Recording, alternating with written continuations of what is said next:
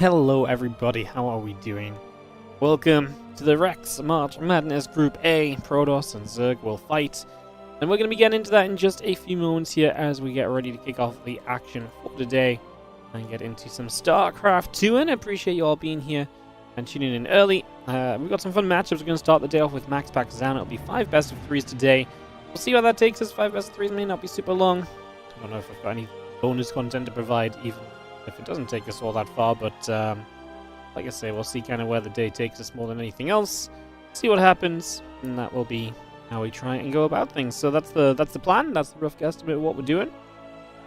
Hello, welcome one, welcome all, as we go through the Rex March Madness event. Like I said, today a sip ship on the 42-month resub on the Prime sip ship. I swear you resub like every stream somehow. I feel like I see your name resubbing all the time. Appreciate the Prime. Thank you so much. Hope you're doing great. And like I say, thank you for supporting.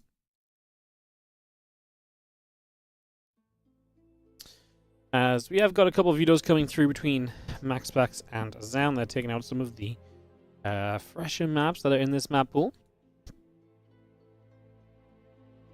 So seeing some of those disappear already.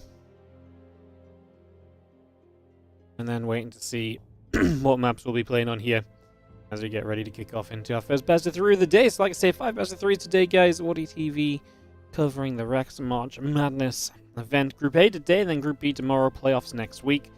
And yeah, should be a couple of fun days of SC2. This is double elimination group stage, so winners match, losers match, decider match. After the initial matches, none of this round robin nonsense that I usually put on. These guys are going to play some much more standard group stage stuff.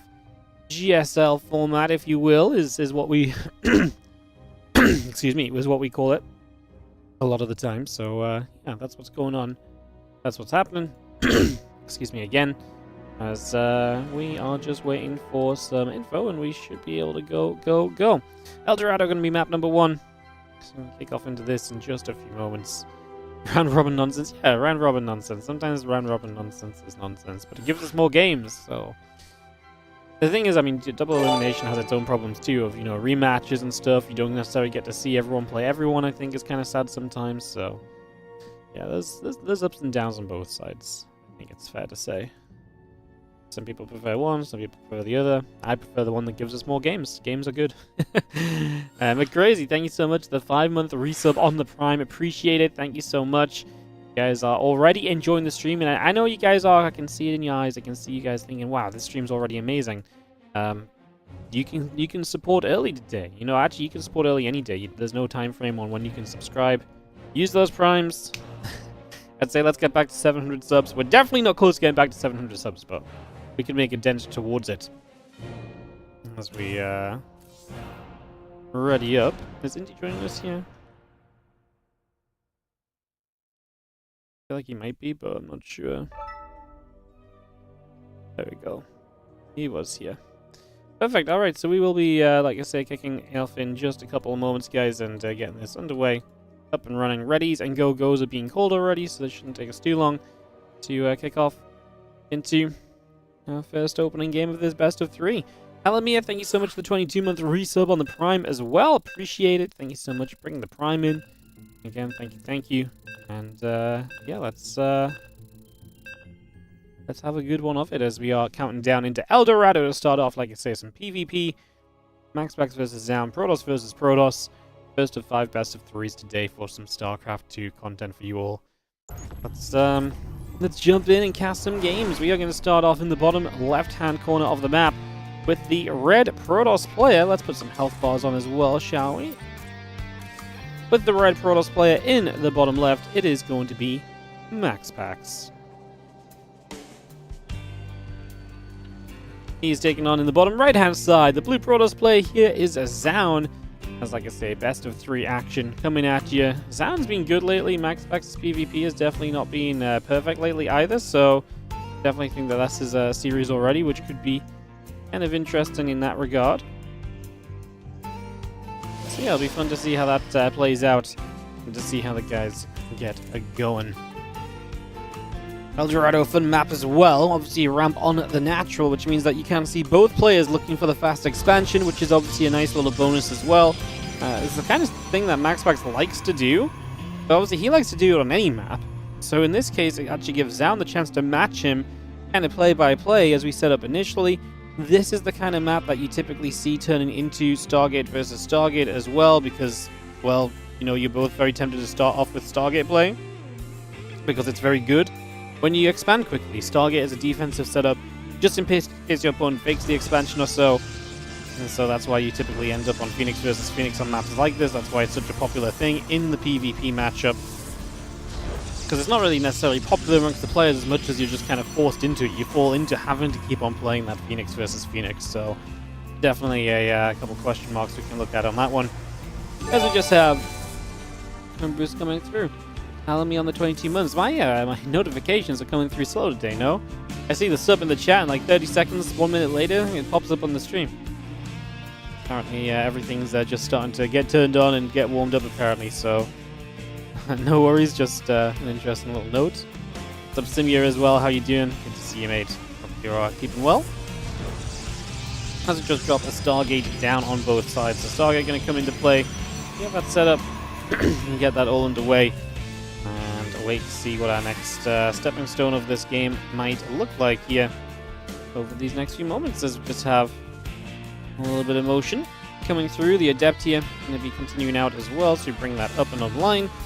Again, Stargate coming in on both sides, and just have the Nexus getting going as well. So yeah, so far it's exactly what we expect from a PvP on a map with a ramp, both expanding, both heading to Stargate, and we're just looking to see how exactly that Stargate play might come to affect things here over the next few minutes and see exactly how this all pans out. Doing alright? Hope I'm doing good. Yeah, I am feeling good. Excited for some StarCraft to do today. I was a bit tired yesterday. Actually woke up really early today as well, but I'm not feeling tired at least, so that's a plus. I wake up early, but don't feel so bad about it. I guess is it works, you know, it works. I'm just going to be seeing the Phoenix coming in, being useful, lifting up the Adept, as it gives us a chance to get the Zeld a couple of swipes off to try and turn things into your favor. We're going to go and, yeah, with the extra Zeld swipe, it's an Adept for an Adept here early. Both players heading to Phoenix, and so the Phoenix versus Phoenix stage of this game shall begin. Like I say, I was kind of somewhat expected to see this happening, and we're going to be seeing exactly that now. As we have the second Stargate already beginning, so actually already seen a little bit of commitment here as well in that regard. So that's also interesting. So yeah, seen that come through. Having ourselves the Phoenix continue to gather. And MaxPax, yeah, doubling down on the second Stargate. I mean, it's just so quick to get the second Stargate. Sometimes you ask, you know, if Zoun is not getting the second Stargate, what is he cutting for not getting the second Stargate here? But I actually don't think he's necessarily really cutting much of anything.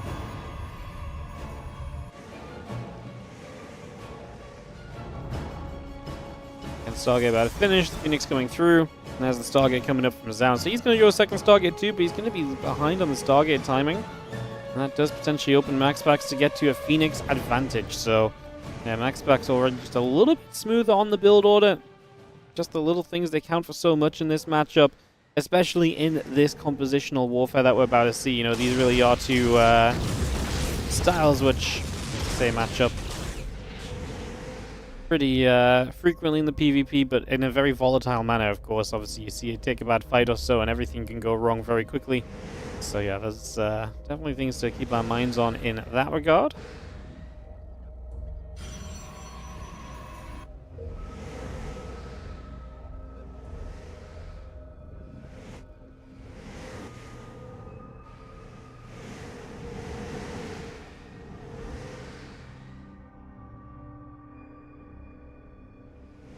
So we see Phoenix continuing through the bottom side. Obviously, multiple Phoenix building on both sides. Zoun's been a bit more active recently. Yeah, he was in the military, so he just returned from military and started playing again. Actually came back at a very high level, especially in his PvT. His PvT has been the most impressive matchup of his thus far, so fun to see that. Just have our Phoenix continuing through on both sides. A little bit of a connection coming through here.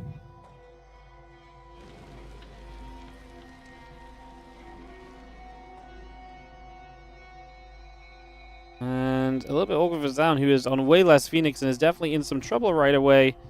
is going to have to drop the recall. He does recall. He's going to lose 1 Phoenix at least, though. And, I mean, again, just already behind on numbers. He ends up losing 4 Phoenix in total. So MaxPax gets off to a fantastic beginning trade. Sets up very nicely to begin with as well. Definitely a, like I say, a nice starting point here for the Danish Protoss, who really, for a long time, did dominate this matchup. And it's not quite been as much of the case lately. Phoenix are going to go and fight each other. I mean, Zoun just has so much less. If MaxPax is confident enough to fight, it usually means he's going to win the fight, and as every Phoenix goes down, you then lose probes, and you then have lost the game. And that is as quickly as it goes sometimes when it comes to this PvP. And MaxPax is going to take the opening map just like that. Like I say, not overly surprising, because I think we do have MaxPax coming in as a bit of a favorite in this anyway, so that's kind of a factor anyway. But yeah, just complete domination. Again, Phoenix versus Phoenix. It goes like that sometimes. You lose the first 4, though, to be fair. I mean, he lost 4-1. You can't lose 4-1 Phoenix. Like, that's obviously just bad. You know, that's basic rules of StarCraft too. You know, you can't be you can't be playing like that. Let's just leave it like that, I think, is a pretty fair way to say it. So, yeah. I think that's a pretty fair statement, as we just wait for everyone to join us into the lobby of game number 2. And we're going to speed on into our second game of the day here. Like I say, a very fast first one. Let's hope for something a little bit more exciting here for round 2 in these next couple of moments.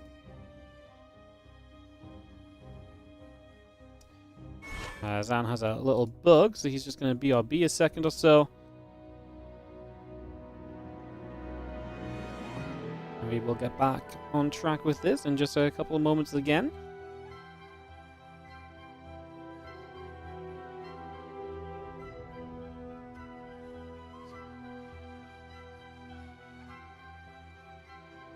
That's down to relog and we should be able to go. Would it be okay to switch into Blink Stalkers in the Phoenix War? Not really. The problem is if you go Phoenix, if you go Stargate, and you then go into Twilight Council, there's going to be an extended period of time where your opponent will just control the map with whatever Phoenix count they could at, and they will kill a lot of your workers. And so they can basically dominate you, or they can even kill you with the timing because you're trying to switch into, you know, Stalkers that you did not initially kind of plan for, I suppose. So yeah, it's very difficult as the TLDR switch into Stalkers, and of course, if you're already committed to Phoenix, then the moment you have less Phoenix, you just lose the Phoenix fight.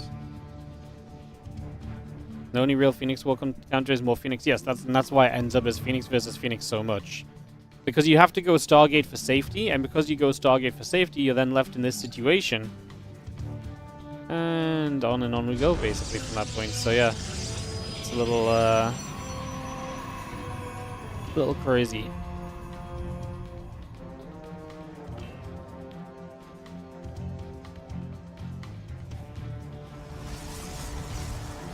As we kick off then into this one, game number 2, we are going to have ourselves on the blue side of the map. It is going to be Zoun down a map. Let's see if we can bounce back. He's never really got started in that last one. In the top right, our red Protoss player MaxPax.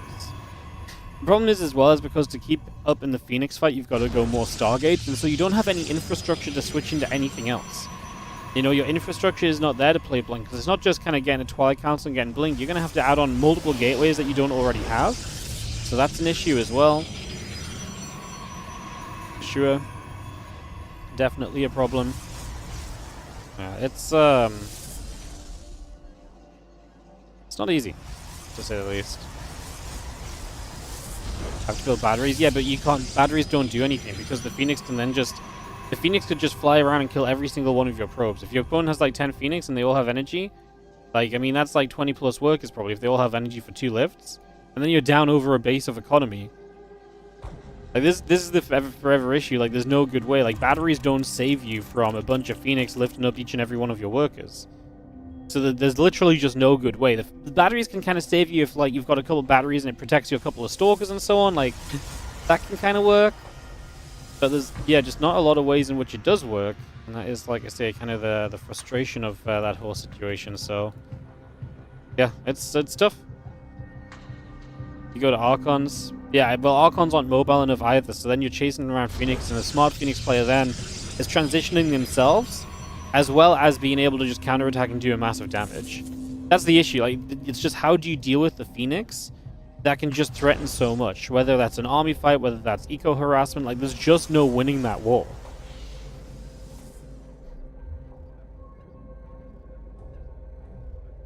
And yeah, like, if you get up to enough Archons, then you probably can beat that Phoenix army. And it happens, right? Like, there are games where players see it's Phoenix and they just go for one Oracle and they just try to get to Twilight and they make it work. But against someone like MaxPax especially, he's so good with his macro, he's so good with his timings, like, he does not let you get away with this. And that's the problem. Like, MaxPax isn't going to let you play like that, and if MaxPax ain't going to let you play like that, then straight up you're just in trouble already, you know? And that is, like I say, kind of the issue that you come across. That you're kind of playing against someone that is just so good at punishing you. He's so good with the timings as well, so he really knows when he can go. He really knows when he needs to kind of hold up and wait a little bit as well. It's genuinely very difficult. So like I say, it's not impossible. The more Phoenix you've built, the less likely it is for you to be able to transition. Now, one of the ways you can transition is that you basically make it really, really look like you're still playing Phoenix. And because in theory, if you don't fall behind, being the aggressor in Phoenix versus Phoenix is very bad because you're attacking into the same army comp, and it's so numbers reliant, but you have less numbers guaranteed because you'll always be attacking across the map, so your reinforcements won't be there. So what you can do is if you go to 4 or 5 Phoenix and instead of going to a second Stargate, then you start a Twilight, you can sometimes scare your opponent. If every time they show up, you have your Phoenix stacked, they can't really count them. Your opponent may be too scared to attack you, and that's why sometimes transitions happen, because they're a little bit too afraid to truly come out and just be like, oh yeah, I can attack you, I see you transitioning. Because flying your Phoenix into your opponent's base is a big no-no. But the problem with that, again, against MaxPax is one of the most daring players when it comes to Phoenix play. He really pushes up into you like nobody else does. And that is a major problem. Like, you can't really deal with like there's no good way of figuring out what to do in that situation. Because everyone else plays a bit afraid. They're not confident to go into your, into your base while down on Phoenix or down a Phoenix or two. Like, they just say, no, it's not worth it, let's just keep massing Phoenix. But MaxPax doesn't. He's so active with his Phoenix, and it's that activity that makes the transition so much more difficult against MaxPax than it does against pretty much any other Protoss player. And that's why you see it so much less against MaxPax, because he will punish it more so, because he has the information to punish it instead.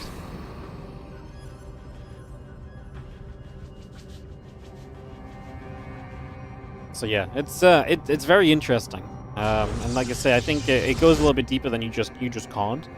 It comes down to even like playstyles, and like I say, you'll just see it so much less tried against MaxPax because everyone knows you just can't get away with it versus MaxPax. I think sometimes a couple of people have been able to get away with like the DT rush.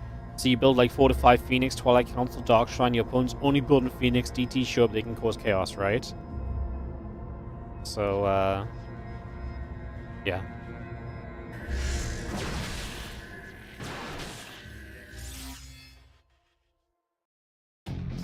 Anyways, here we are in this PvP game number 2.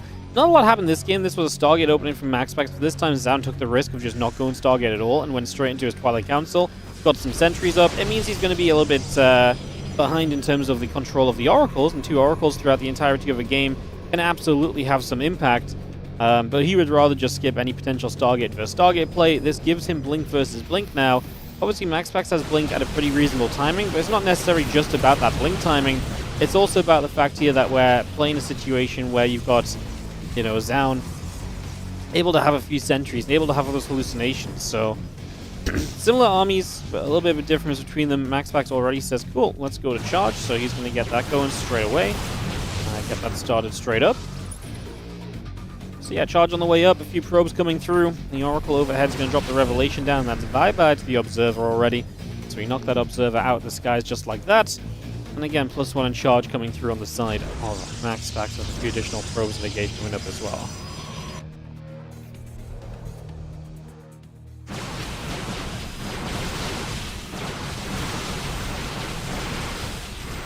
This fight breaking out here and just going to be seeing the few shots coming through very swiftly as we go back and forth. Zoun taking a little bit of a supply lead, so definitely not a bad start for Zoun in these early stages.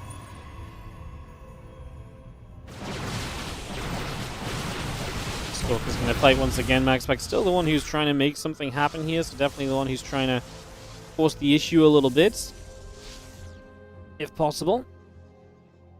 Or wherever possible, we should say. Actually comes blinking forward there, as... Did Max? Oh, it's an observer. I thought he shot down his own Oracle. I was like, was that an Oracle? No, it was just an observer that was lying nearby. Charge finishing soon. I mean, charge on the way from Zoun, but MaxPax is still in the Zealot phase of this, so this is not a major issue just yet. As you do see the Stalkers coming about. Few shots on either side, and we are just going to be seeing the +1 upgrade coming through, the charge coming up in the +1 from Zoun. So he's a bit behind in that regard. MaxPax taking a worker lead as well, and already across the board, you've got to look at this and be like, wow, MaxPax, you're putting yourself in a great position. And he absolutely is. So, like where we're going, like what we're doing so far, feels reasonable, feels respectable.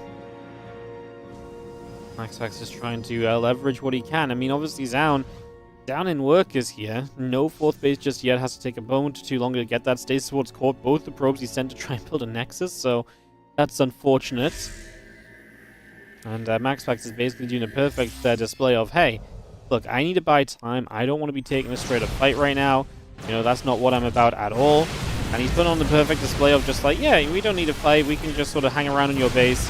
He's got stasis wards to bait Zoun into if he, you know, starts to chase him. Zoun wants to go. Like, his +1 finishes, he is starting a Nexus, but I think he realizes that, you know, MaxPax is likely being greedy behind this potential contain he's been setting up, and so he would like to try and utilize some of these units, or at least see if he can utilize the units, which is perfectly what you want to do, right? Because the most important thing is just checking whether or not you can get away with stuff, and, oh, the stasis ward, though, is huge. It's going to be very difficult now, because you get so many of your Stalkers caught in stasis. How do you compete with that? You kind of don't, honestly. That's very bad, because he blinked into it as well, so blink is on cooldown on those Stalkers inside the stasis, so they can't blink away when that stasis fades, because all of the cooldowns get paused when you're stasis. So you basically just have to come forward here as Zoun and fight, but you're fighting with an army that is less than ideal. Yeah, this is absolutely not the greatest situation at all for him. And Zoun taking some more shots down. Not terribly down in supply. I mean, his army supply is still reasonable, but there are things that are going MaxPax's way that Zoun does not really still have an answer to. For example, the upgrades. MaxPax is just taking the lead there because he set up to play upgrades, whereas his opponent did not. So that obviously is a big difference as well. And yeah, it really does become a little bit difficult to believe that Zoun's going to make this happen, because it's already not working, never mind once MaxPax gets into the extra upgrades and the extra power that his army may contain here. Being chased with these Stalkers, the DT as well. Stalkers get pushed all the way back.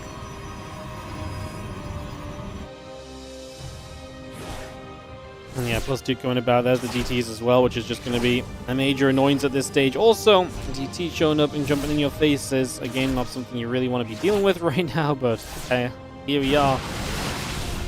There's another scan. Oh, another revelation comes down as well. Trying to deal with this, but Zoun is just in a world of trouble. It really is hard to fix this at this point in time. You are going to be forever in problem land, pretty much. And yeah, not really, like I say, much you can do in that scenario. So, looks as though we are going to have ourselves MaxPax with a 2-0 to start the day. I like Zoun's chances in this group. I actually think he's a very good player, especially in PvP. And I guess this group isn't the best for him. I think he would have preferred to play PvT, even if it is against Clem, Bjorn, and Cure in tomorrow's group. But yeah, he's going to play PvP and PvZ exclusively, unfortunately. Which I can say is a little bit sad, because I just think Zoun's other matchups are so good as well. But like I said, we can't do anything about it. The Zealots swipe upon the other Zealots, a few units getting jumped on.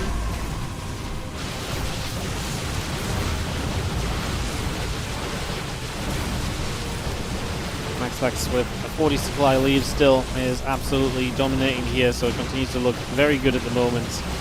Again, hard to really kind of say anything bad about MaxPax in this matchup, especially in this series. He was on point throughout. He takes a comfortable 2-0 to start off the day in the Rex March Madness Group A. MaxPax off to a fantastic start. So yeah, MaxPax gets off to a great start, and we'll head into a little ad break here, guys, just because we've got to swap servers, get vetoes done, get everyone invited back into the party, for example. So That does just take a few moments.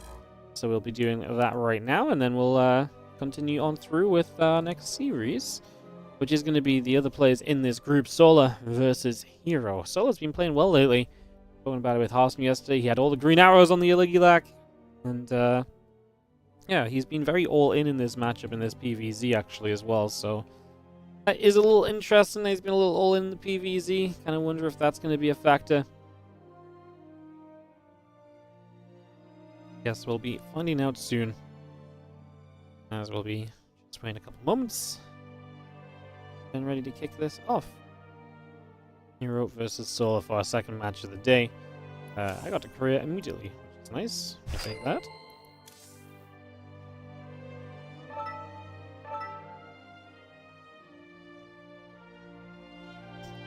Join the party, like I say, get some videos going, and this PvZ will get going too. So hopefully some longer matches. That PvP was a little bit of a whirlwind, definitely came through and got figured out and completed pretty swiftly. So I'll be against a little bit of a longer game coming out in the PvZ. Hopefully we can get something like that. Should be good. We're in the lobby. Oh, not in the lobby. We're in the party, so the lobby should be coming up in the near future.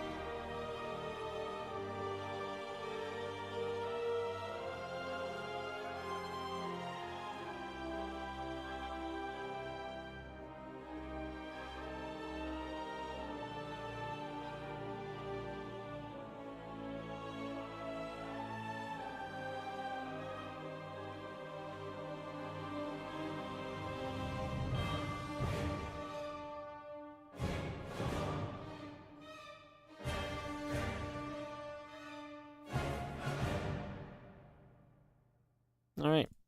Hero decides he's going to be B on the veto process, so give him a moment to figure that out.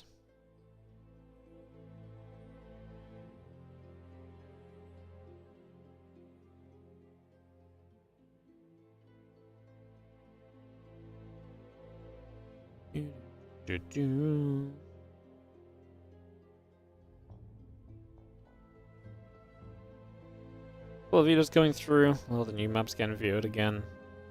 Not too surprising. I say this, but actually the maps in the WardiTV event have not been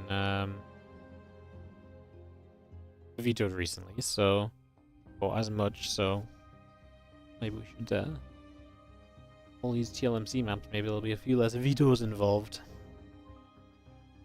Maybe.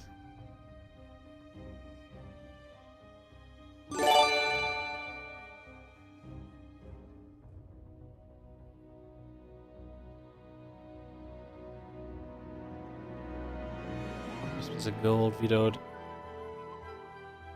I figure now. Resonate, SC2, thank you so much for the 2 years of resubscribing, using that Prime. Thank you so much for being so awesome and supporting the channel. We really appreciate it. Thank you, thank you. It's awesome. First map, Frost. Second map, Ultra. Third map, Era Home, was one of the newer maps actually that did not get vetoed here, so that's nice. As we open up into Frostline, let's get this underway.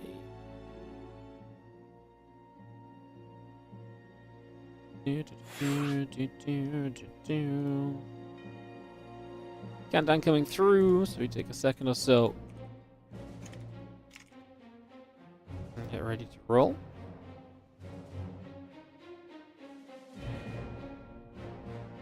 Bum, bum, bum, bum.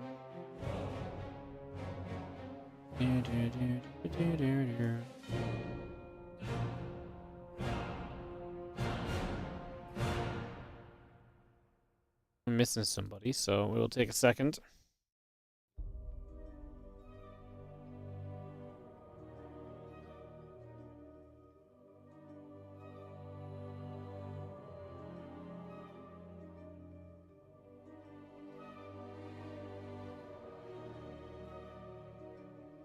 So yeah, we'll get into this Hero Solo series in a moment. Get this underway, guys. Thanks for your patience, and we will kick this off.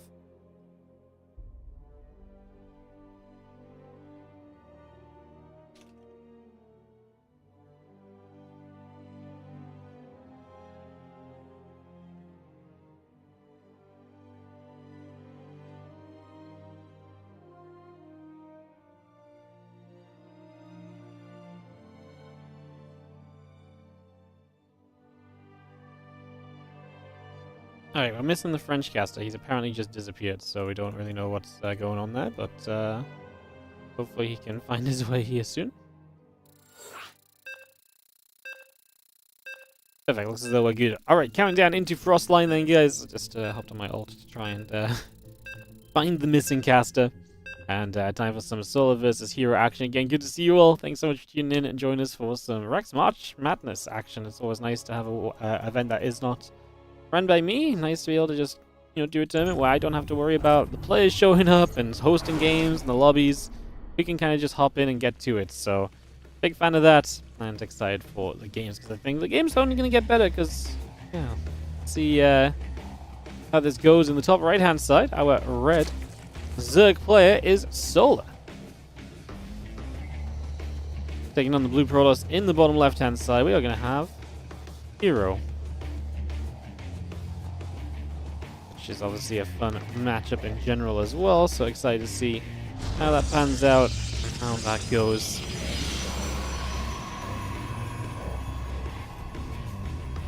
Very exciting as our game gets settled into play. And a little bit of EVP, like I say, Solar's been super aggressive in this matchup. He's been doing a lot of the all-in 60, 65 workers or so, thereabouts. We obviously watched a few of those pan out and play out yesterday as well, so definitely been seeing a good amount of them. Hero? Hero's just been here in this matchup. This matchup is oftentimes fairly well defined in the sense of, you know, you play your Stargate, you play your Oracles, and you just in general get set up from there and do what one may do. As Nexus goes down over here, it's just going to get that straight into play, get that going immediately. Get this all started.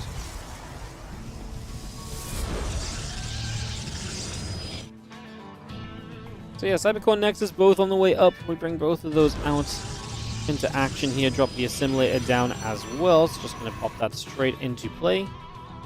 Just currently.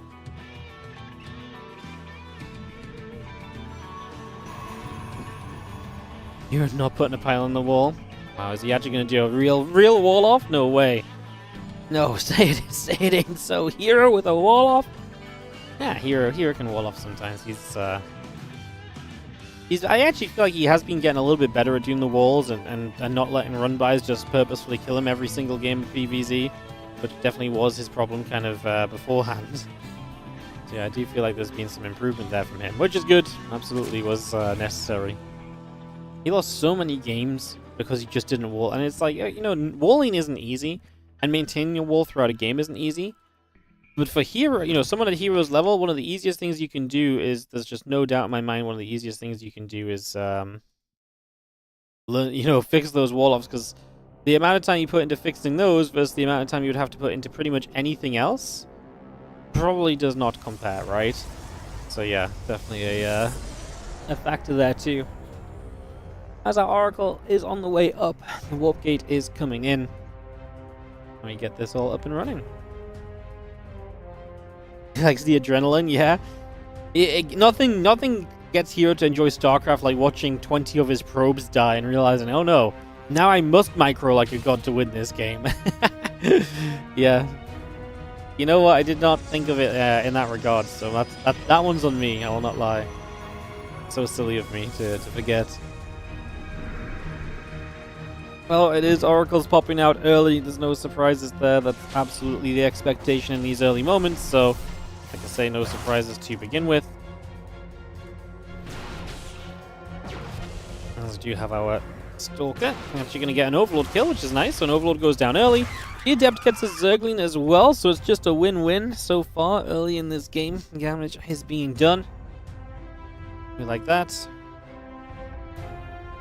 Get some cleanup, get some work done. Say not a bad start at all here just yet.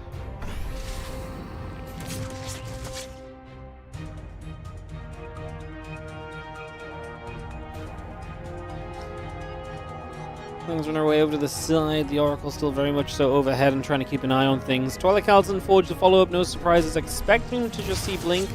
We are having additional gases on, so I would imagine we start moving into Blink Stalkers here soon, and it allows you to put some good pressure on.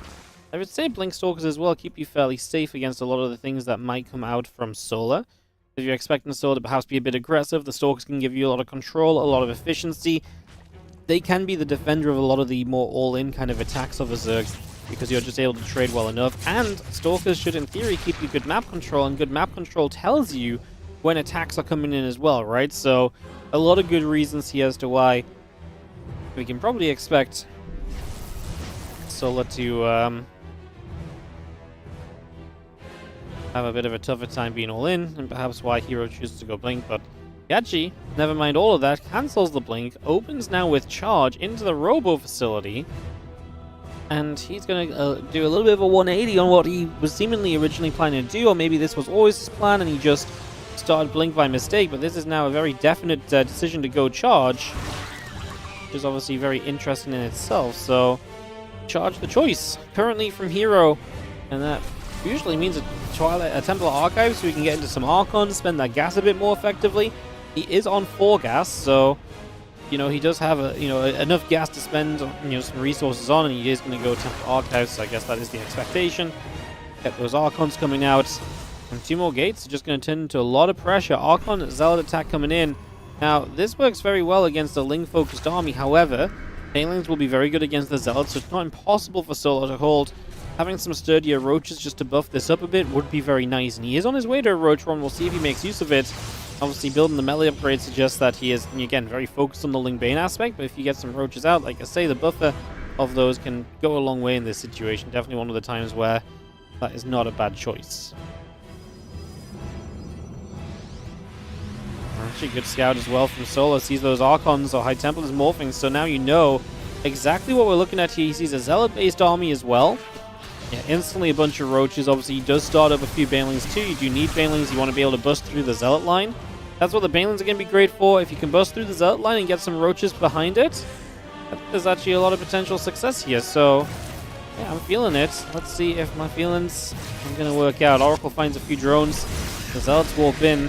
Only question mark is, does Solar have enough stuff coming up in time? Remember, these are also slow Banelings, but they're going to get fantastic connections as Hero just sits there and absolutely eats the entirety of that shove. Wow, just the Banelings smashing into every single Zealot, nothing left behind.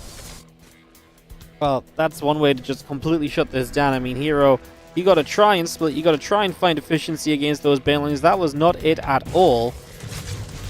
Absolute disaster. As that Baneling speed will finish up, the Roach speed is still on its way through. And a couple of Archons still very much so going for the Queen. Going to be able to get that grab as well and take that down.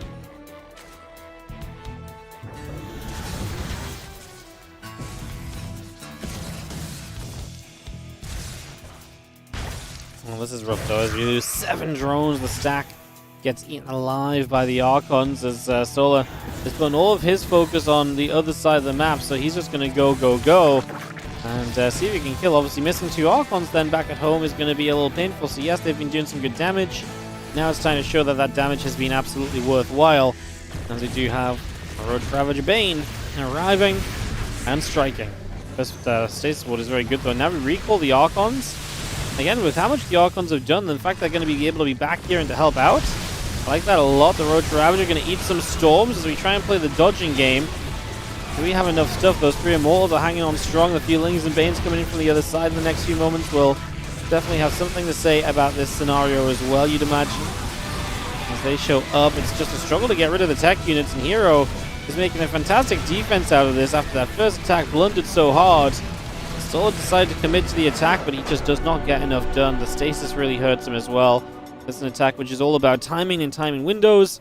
And if you are the one who is, just sat there and in a stasis ward and then sat AFK, that's not exactly doing what you're looking for it to do.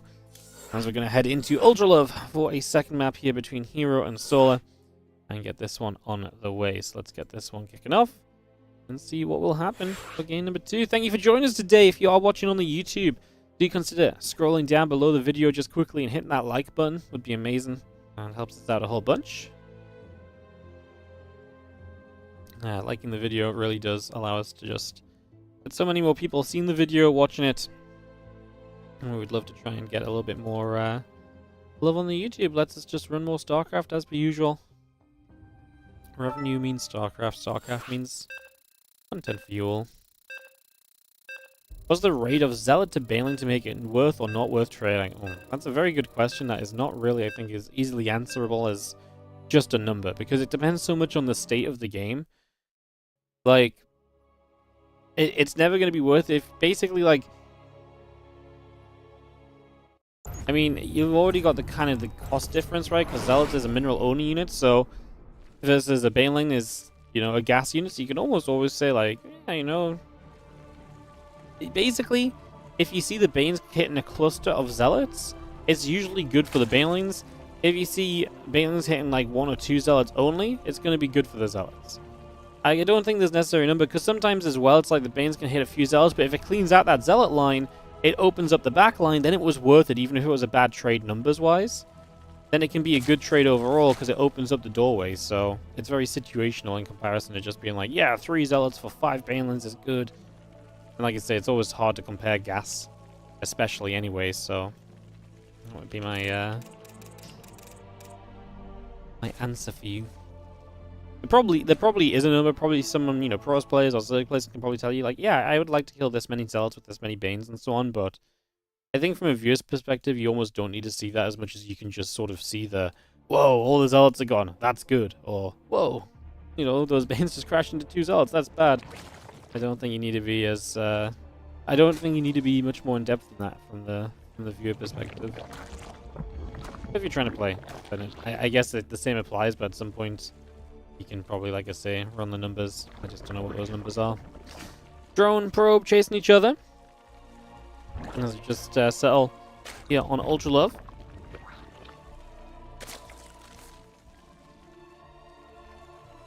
Probe moving about. Drone is going to come stepping across, nibbling at that probe as well.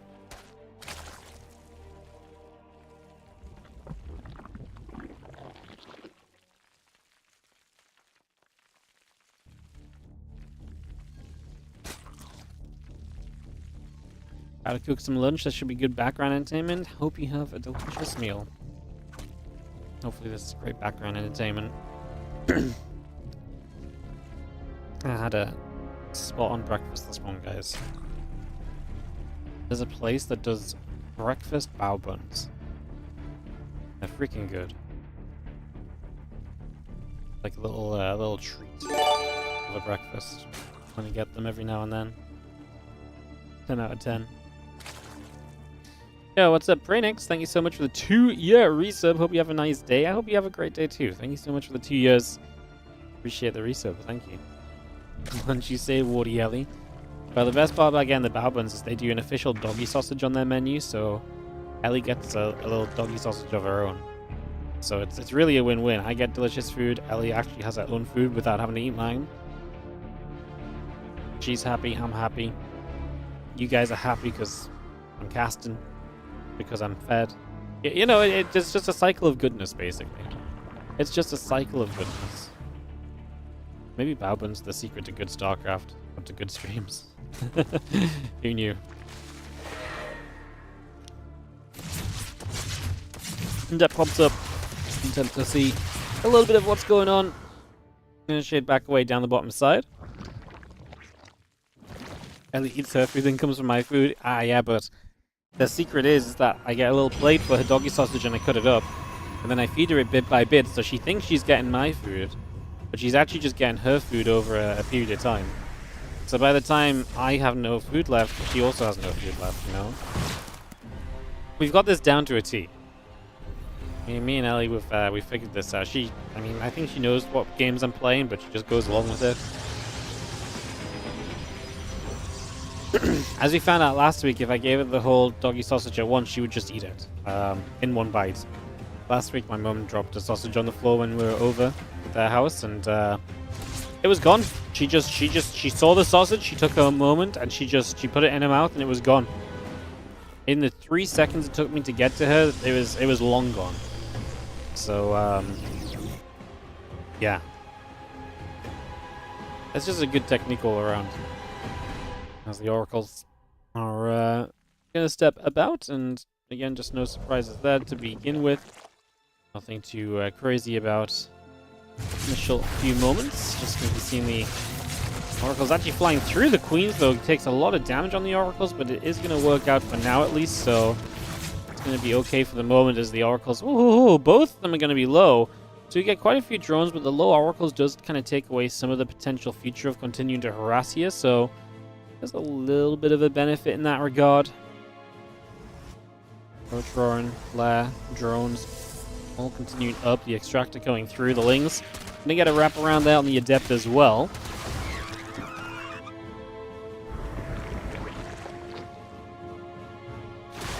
That Link just continues to come through. A few additional probes coming over.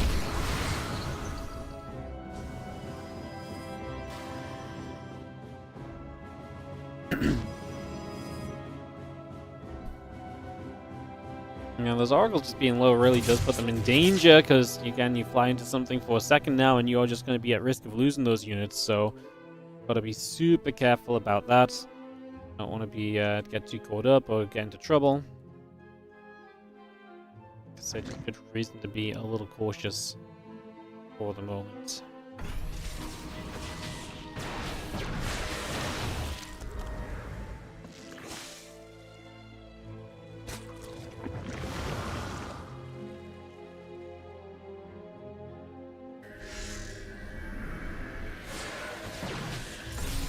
Stalker's coming about. It's going to be having our couple of shots coming through, as we are going to be having the Stalker showing up. This time we have in fact invested into Blink, and Blink just now finishes as Solar gets ready to try and play the defense on this first round of Stalkers. Roaches popping shortly, they will help. In fact, not just help, but they will be necessary as they start showing up. And Hero is just saying, like, I'm already feeling good about this. I'm already just going to sit right here and continue to work my way through this. Roaches are going down way too quickly. Solar is in trouble because these Stalkers are getting so much value, and we're due a warp in very shortly with the Stalkers now blinking back to safety. A few Links showing up, definitely helping. Stasis does a little bit, but actually not too much, but the Blink is still good, and there is the warp in. It's a slow warp in, so it's not the fastest reinforcement wave, but it's going to provide you a little bit of extra hope in terms of dealing with this.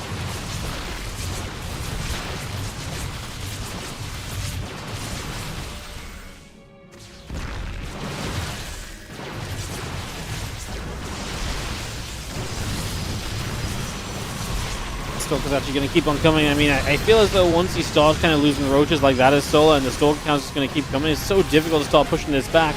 Another Stasis Ward going to be so oppressive, up in your face, bullies you into where you can and cannot stand as well, so that just becomes, again, even more of an issue here, and yeah, kind of just difficult to break out from this right now as Solar, who just has to kind of stand there and keep fighting and hope he can find good enough trades. It's tough, though, because Hero is obviously microing well. Now, here he blinks in, which means no blink back. Potential then to get a few Stalker kills, and I think that's a mistake from Hero. Taking away his ability to kind of blink back defensively is really insane.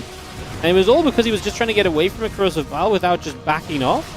Like I said, I think it's almost always worth just backing off. I think backing off is one of the better things you can do. Just accept you're not always going to deal all the damage you want to deal. Dodge that Vial, back away, come back in with good numbers. Instead, you give Solar away to trade with Stalkers that should have never really been traded with, because they should have always been able to blink themselves to safety. And like I say, now instead you just kind of put yourself in a more difficult position than you ever needed to be in at first. So, you know, it does make that whole situation a little bit more complex as the Roach Ravager Queen doing what it can, hitting these Stalkers. The Zald's coming across. Hitting the Roach Ravager as well, the Stalkers. Still doing enough. A couple more Stalkers begin to go down. Some low HP ones getting picked away at here. And again, still continues to make a defense for the moment. Another round of Roaches and Lings coming through. Needs them so badly. Especially those Lings are doing actually such a fantastic job. They're doing a great job of kind of buffering up at the front, of defeating a lot of these Stalker shots, and really just buying you the time to protect the Roaches and the Ravagers. If you can keep those Roaches alive, a little bit less money invested to rebuild them, and you keep that Roach count higher, it's going to go a lot better for you. The Ling's also excellent, of course, as you can see, at setting off those stasis traps, and each and every stasis trap we set off is one less chance for you to walk into a really bad stasis ward, which obviously can go very wrong very quickly. All those batteries as well have been helping us. Now we do get some Zelds to the bottom side. Soul has to respond to this. He's down in workers now as well. That's the problem. He doesn't have an impressive army supply lead, and he's down in economy, so I guess that's nice. He's got +1 missiles, and obviously it is committed from here. It's not like Solar's just dying for no reason here, guys. Solar is dying because Hero has committed a lot to making this work for himself. And, you know, that includes, you know, not being on any upgrades. Lings on the other side can start hitting the third base, which is completely barren of workers. But I think it's coming at the cost of Solar just not having enough to hold on here anymore. I think this one is going to be coming to, unfortunately, a little bit of a brutal close sooner rather than later. GG says Solar. And Hero takes a 2-0 as well. Sets us up the Hero MaxPax winners match that I think a lot of people expect out of a group layout like this. Solar will play Zoun in the elimination round. Jalea, thank you so much for the 47-month resub. GLHF, thank you so much for the 47 months. I appreciate the support. Almost 4 years of subscribing. Thank you, thank you, thank you. Looks like we are going to go into that Hero MaxPax series now. Because we're going to be going to NA, which suggests that we're going to do the winners match first here. So winners match coming up on the next series, going to be some PvP. Then Solar will play Zoun, and I really hope we get some longer games, because right now we are speeding on through, to say the least. It's kind of funny as well, because we actually started early today, right? This tournament starts like an hour earlier than my usual stream start time, so if we finish quick, I'm going to be like, what's going on? It's going to be like 1 PM, and I'm going to be like... I'm going to be like, what am I going to do with my day? I don't really have anything to stream, per se. Afterwards, maybe we can stretch out with some non-StarCraft stuff. I don't know. I don't really know what the plan becomes at that point, to be honest. So, yeah. Anyways, we're joining the party. We're joining the lobby. We get this ready to go, guys, and more StarCraft coming up. Hopefully, MaxPax and Hero give us a banger of a best of 3. Like I said, this is why I get very afraid of doing the 5 series days, like the 5 series best of 3 groups. So basically this format. This is why I always try and do the round robin to do at least the 6 best of 3s, because I feel like the 6 best of 3s is so much. It just like that extra like guaranteed half an hour of an extra best of 3 is just so much nicer. That's a weird looking bracket. It looks weird, but just because it's all Protoss Zerg and then Terran Zerg on the other one, or because something actually looks weird. I double check I had the right link in there. I was like, what have I done? Yeah, it took me off guard. It caught me off guard as well, where it was like Protoss Zerg, Terran Zerg. I had the exact same reaction yesterday when I looked it up. I looked it up on stream and I was like, whoa, hold up. I was not ready to talk about that necessarily. It was definitely one to catch me a little off guard too. Sad day for Solar enjoyers. Yeah. That's a brutal matchup. Hey, maybe he can scrap his way through the lower matches. I mean, he's going to be playing Zoun next, which I actually think is very winnable for Solar. Hopefully he can get that back on track. Solar did qualify yesterday in the WardiTV Boomer Bash qualifiers, so that is some good news at least. If you're a Solar fan. Yeah, I'm going to be working on some... I mean, if I finish early today, I guess I'm going to work on some invites for the Boomer Bash stuff and so on, and just get all that stuff sorted, so... I guess it'll just become a little bit of an admin day. That's okay. And we have got the next 2 weeks, we're pretty much streaming every day. Apart from this Friday, we're streaming every day for at least 2 weeks, if not longer. So yeah, we've got a lot going on. Some of our group stages, or group days, on the Boomer Bash and stuff should take a lot longer as well. A little bit longer. Hopefully.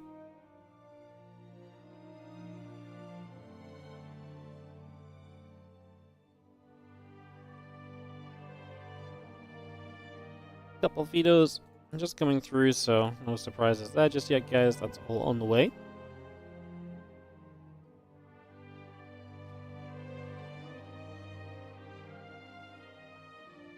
First map going to be Error Home, so actually going to pick one of the different maps here to start us off as MaxPax, so yeah, we'll see how this goes. Error Home was in previous series as map 3, but obviously we did not get to map 3, so it was unnecessary. We didn't actually get to see it, sadly. We're going to get to see it here. Aerohome, Ley Lines, and Amygdala are going to be our 3 maps. The weather's nice. It is sunny, but it's also cold, so... You know. I mean, I could go outside. I could walk Ellie for a second time today. You guys don't know what I'm going to do.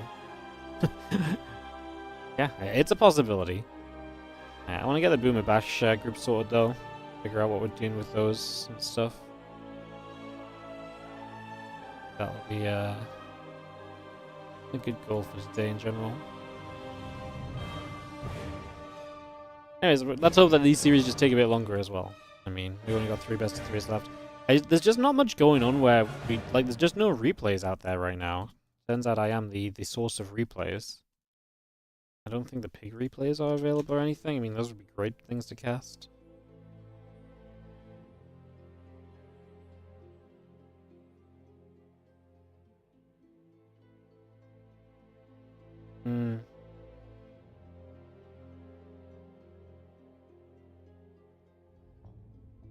Love that you can not pay attention to StarCraft for 5 years and Wardy is still streaming. Never changes over here. Must be a constant and a good in the world. Appreciate the kind words. Replay my own replays? Yeah. Nice. Yeah, great idea. Alright guys, today we're going to go back to WardiTV Monday 1. We are going to do so later this year. It's going to be the 10-year anniversary of me being full-time in streaming, and we're going to do like a little celebration week or so. And I think we'll be doing like a bunch of long streams, so we'll be probably doing like a tournament, but then like throughout the days, you know, after the tournament stuff, we're going to do like some extra fun stuff. And I think some of the things we'll do to kind of, you know, make it a bit more chill for me during long days is we're going to do some watch parties, where we kind of like watch over old kind of series from the channel. And specifically series that, you know, I thought were quite meaningful in the past of StarCraft, of, not necessarily StarCraft 2, but of WardiTV history at least. You know, like the Cast of Civil War finals was definitely a classic. Some of our most viewed videos on YouTube and stuff. Just stuff like that, like a throwback through the ages of StarCraft, some watch parties and so I think it'd be pretty fun. So, that's kind of the plan later in the year.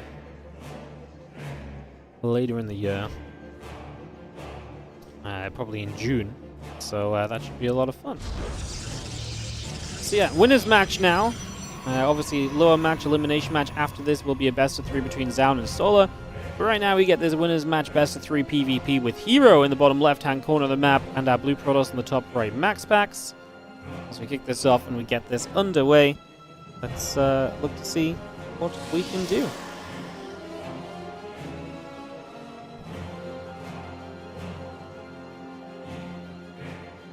Game number 1, as we set up here on Aerohome, we'll look to see what might be happening.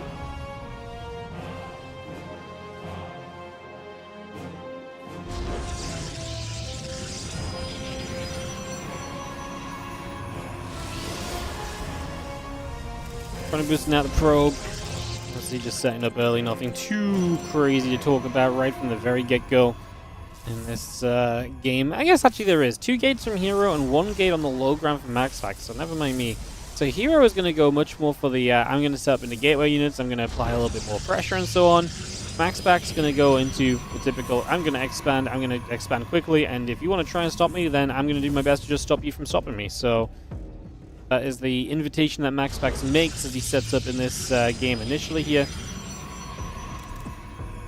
See a couple of probes going to go back and forth. Let me move about a little bit for the moment.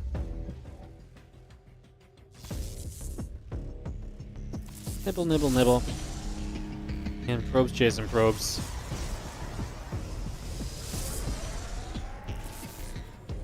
I love that. Congrats on 10 years full time and more part time. Yeah, I mean, we streamed for a few years before I went full time. I mean, I started SC to improve like late 2011. I started casting 2012. But yeah, obviously, it is kind of funny because it was such a different, vibe back then. Like, obviously, I really only casted. I started out as organizing tournaments for a little group that I had, and so I would only ever cast my own tournaments. I actually didn't really cast anyone else's tournaments. I did like a couple of tournaments, like Dutch StarCraft League, and there was the Danish StarCraft League as well. I actually did those, but other than that, it wasn't like I was going out my way to cast like weekly cups and stuff. It wouldn't be unusual for me to only stream like 4 or 5 times a month or something. And just, you know, those were the WardiTV events, so like it went up, it went down at certain points, but it wasn't too uncommon. Kind of crazy looking back, and then like especially like pre being full time, because once I was full time, it was like cast everything possible, any cup, any any cup, any chance to cast any StarCraft at all, we do it. But, how times have changed, I suppose, as the Oracle about to finish up here. It's going to pop out the Nexus coming through from MaxPax. Stalkers step forward and they will turn that Oracle away, so that just gets pushed back. Immediately continues up through the top side here for the moment. Continue to get that underway as the Twilight Council on the Nexus coming about as well. Warp Gate about to finish. Couple of force fields, going to grab you a Zealot, so Hero getting some pressure out with these couple of sentries. Going to recall home as he wants to be in position to try and fend off the Oracle and get some shots on it, and he actually does get a couple of shots on it, so Oracle losing its shields, a little bit of HP beyond those shields. There's a nice starting point. Not too bad at all.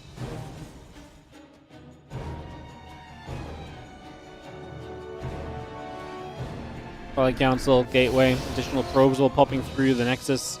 Continues to chrono boost here for a few moments. Just going to see the sentry nibbling at the Oracle as well. Stasis Ward gets cancelled, put in the bin. So that will not go very far either.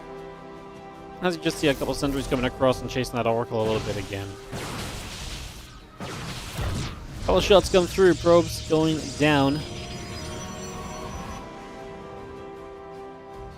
And the hallucination is going to come chasing. The Oracle will take a little bit more damage.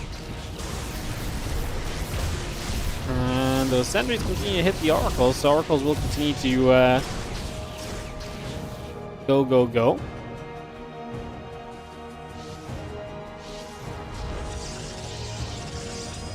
Not bad at all. 6 workers going down, so MaxPax getting some value. Hero on his way to the much faster blink, and has a decent Stalker count right now as well compared to his opponents, so yeah, honestly in a very good position there, I would say. Having the hallucination just going to fade away. Still got the blink very much so coming up. Dark Shrine coming through. Couple gateways coming in.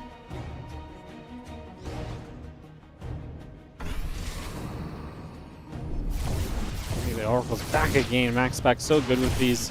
Consistently finding each and every opening that seems to be available for these Oracles. They're so low on energy because he's been so good at using them. However, let's see how he does defending back at home, because that's obviously a very important part of this as well. As Hero just bullies his way up, already dropping some good force fields down to trap these Stalkers in reach so all of his units can fight throughout this. Batteries were almost out of energy there, starting to get some energy back with an energy recharge. But the numbers here from Hero are pretty ridiculous, to be fair. Definitely in a very good place there in that regard. 4 probes going down, so damage dealt already as well. Just going to see the Stalker's going to blink over, and they're going to get these couple Stalkers. MaxPax does not have enough to hold on. Hero is going to break through here in the opening game.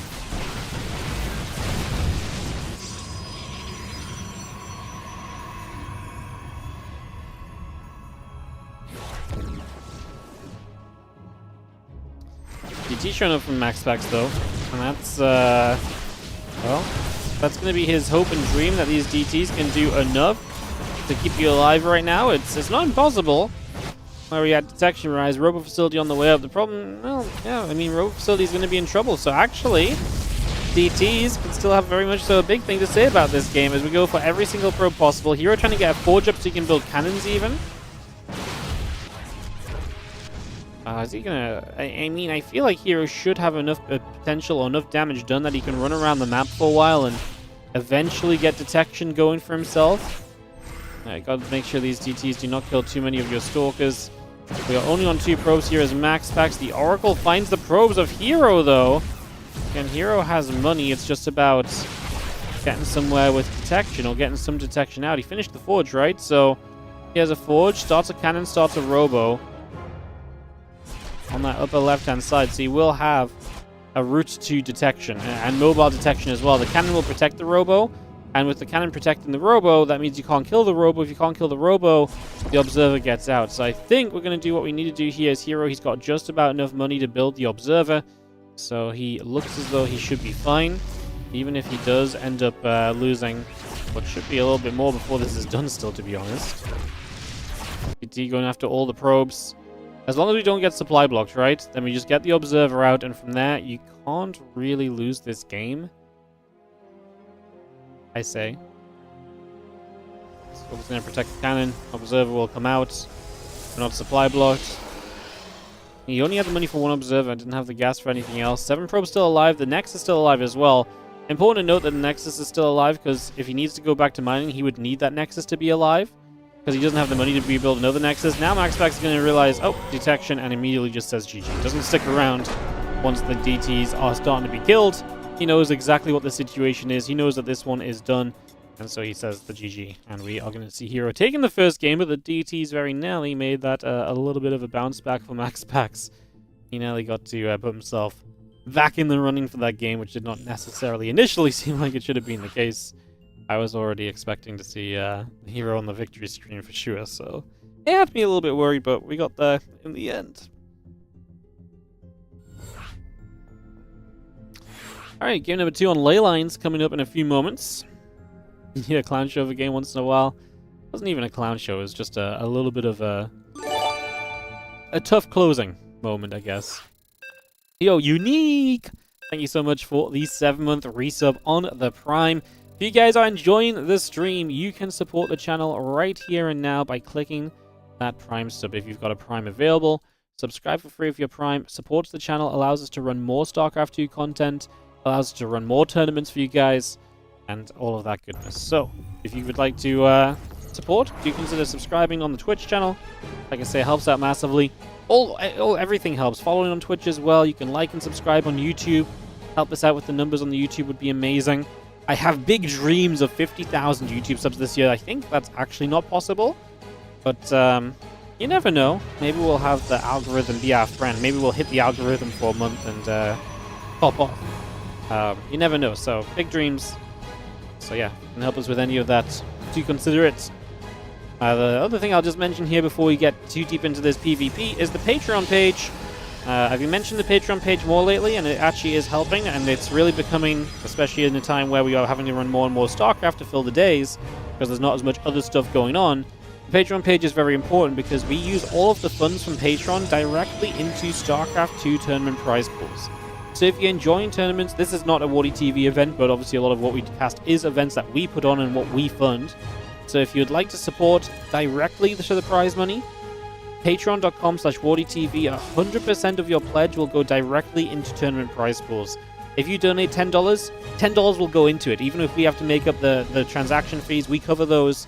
So it's your guaranteed way of making sure that more StarCraft 2 happens. That money that you put in will go into the pockets of StarCraft 2 players. So do check that out, patreon.com/WardiTV.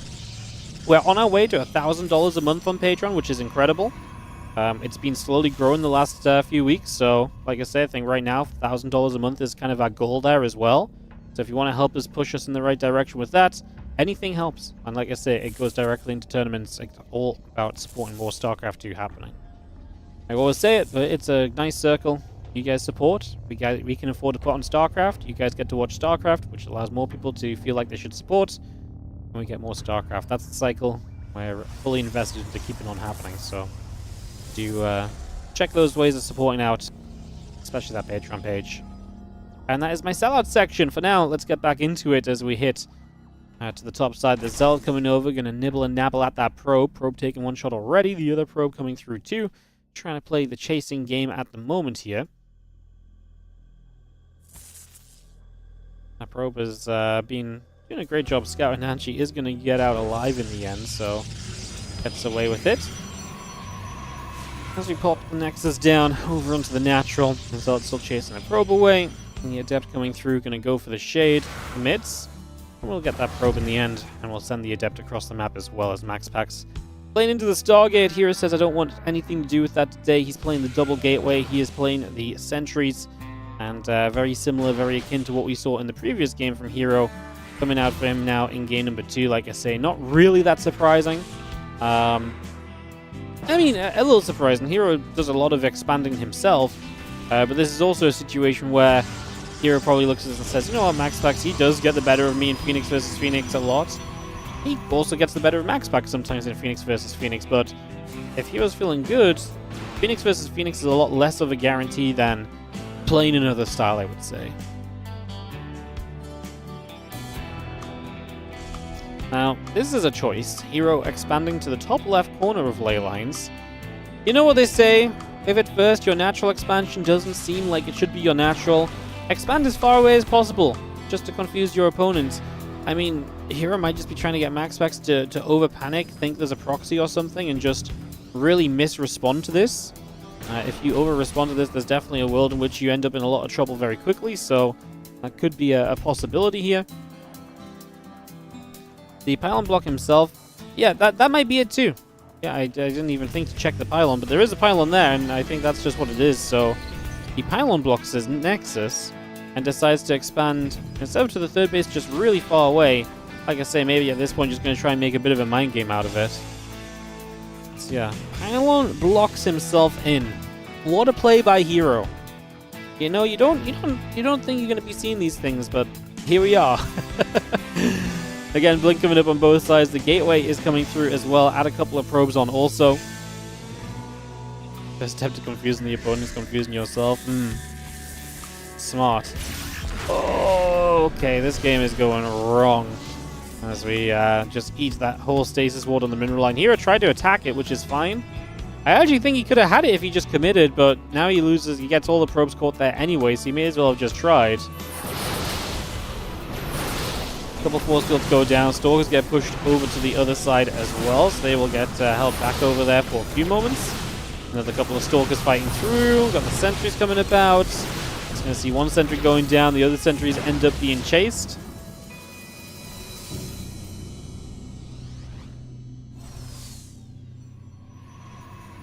Getting our Stalkers gathered together. Blink coming up. We're seeing the Stalkers still taking a few shots, so a couple hits coming through. Shot. Again, the gateway is coming in on both sides as well, so we bring all of this up and online. With Hero at least able to get something going, but he's down a lot of workers here. I mean, he is committing to this attack, as we do see the Dark Shrine coming up on the side of MaxPax, so we'll try to get to the DT response and defense once again in the end here. But like I say, we're not quite there yet, so we've got a little bit of time to figure that out still. And there's the gateway, a few probes, 2 gateways, 2 probes, 2 Stalkers, 2s of everything coming through. Even starting up those batteries nearby as well. I just don't see Hero having what he needs to get through this. The Dark Shrine is coming up to being halfway done already. There's no way Hero breaks through in the next 30 seconds, which is realistically what he needs to do to be able to do enough before the DTs pop out, because he has no detection. So I think MaxPax is going to strategize his way to a Game 2 victory now in this series.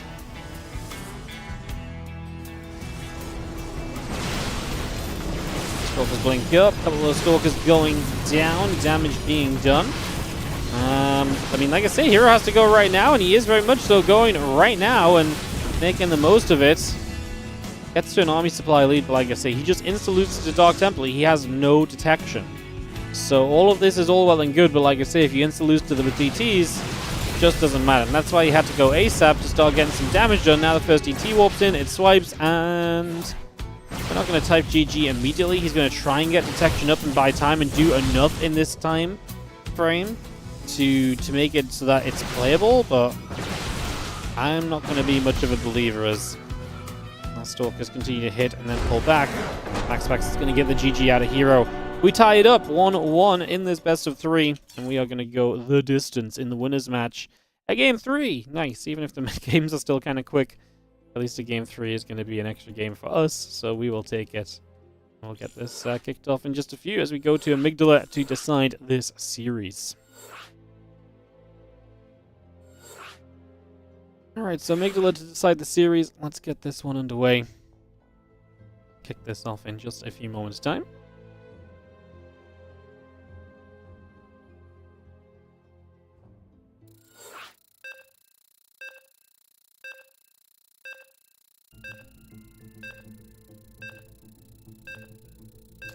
As you can hear, countdown is on.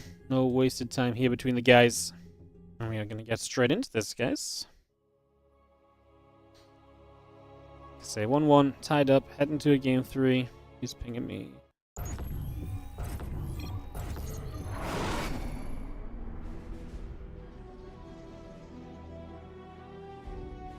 Beautiful. All right.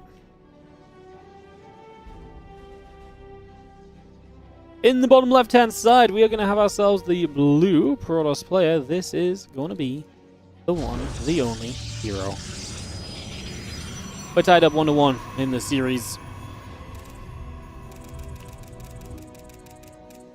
As in the top right, our red Protoss player is MaxPax. Go to the indie cam. I wait for him to wake up in this game. We'll follow him around the map to see what will happen.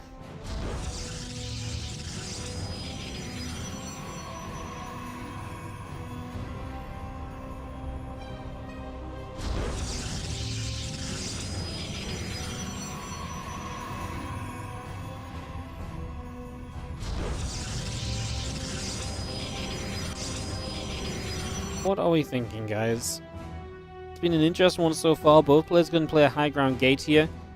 This could just be obviously a safety mechanism for MaxPax. He may still try and expand off this. Hero goes straight to 2 gateways. I think it's pretty adamant right now, Hero, today, that he's going to play these 2 gates, so it's not too surprising.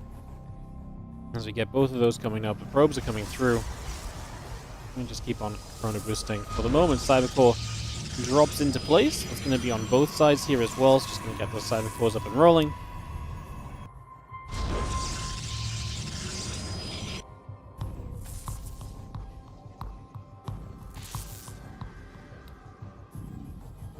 Pro continues to go for the nibble. And then just pushing back MaxPax's work that teeny tiny bit. Nothing too crazy here just yet still. Very much so in that setup phase.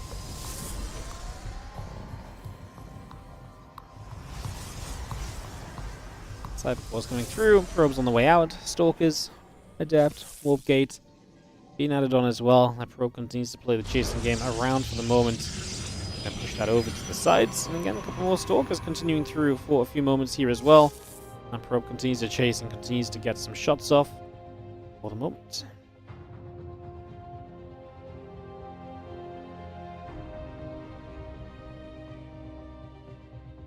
Takes the pylon, which is nice as well, so MaxPax just knows there's not a real proxy on the map, so that's a very big positive. It's a major plus.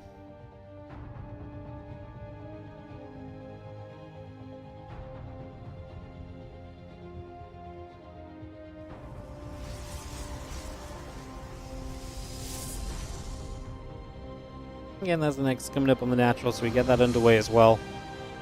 We'll see ourselves a battery coming down too, so both players are going to expand, and neither of them are going to do it with a Stargate versus Stargate setup, because MaxPax has a Stargate, but he goes straight to the Oracle, so not even a Phoenix first. I think that's because he knows that Hero is not going to do it off the 2 gateways, so it's going to be a Twilight Council from him.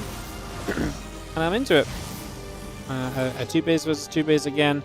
Not Phoenix versus Phoenix, I think is always a gift to us as the viewer. I always think that's a pretty major plus as well for sure here as we settle down.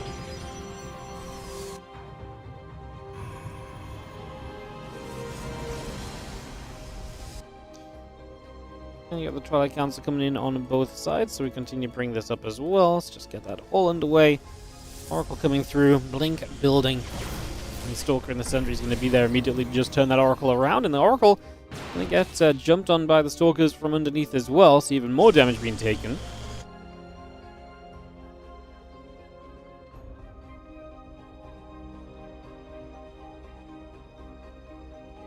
So just get there once again. You just see that Oracle immediately having a turn tail and run. Can't stick around there, so just backs off. Blink coming up on both sides. It's interesting because the blink of the Oracle player is always not that far behind, and the reason is that obviously while you don't invest into the Stargate, and so you're still spending your money elsewhere. You know, in this case it's the sentries, right? So that's why the blink always ends up in an even position. So MaxPax has the advantage of an Oracle to harass with.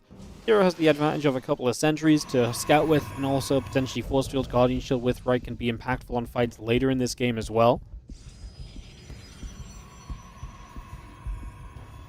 I'd say the Oracle of MaxPax provides a little bit more value early because you have the chance to kill workers as the game goes on, those sentries probably provide more value. The larger the fight, the more so that, you know, force fields and potentially guardian shields and so on come into play. Obviously, force fields against blink stalkers you don't think are necessarily going to be the most important thing, but actually they can be pretty nice because if you can trap a unit or two that's already blinked, there's a lot of value to be found there as well. So definitely some possibilities.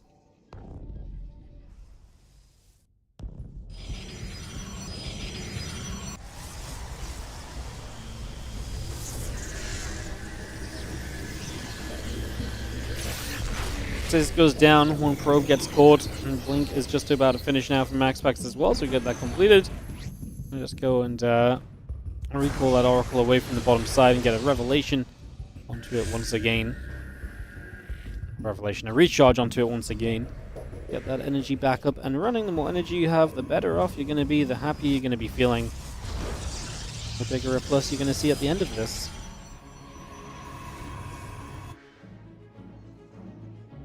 And Forge about halfway done. That next is very much so coming through as well. A couple more stalkers, probes. Continue to build about here for the moment.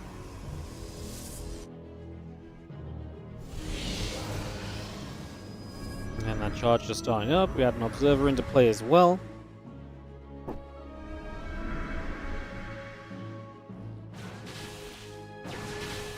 These stalkers are going to ping their way through some rocks, so just going to open up a little bit of space here. Open up a little bit of a direction. Some areas we can start to break through as the charge and the +1 coming online as well right now. So again, just getting ourselves fully set up. Our stalkers will begin to fight. MaxPax is going to be the aggressor. He's the one that's attacking on in, so he is the one that believes he can get some value out of this so far.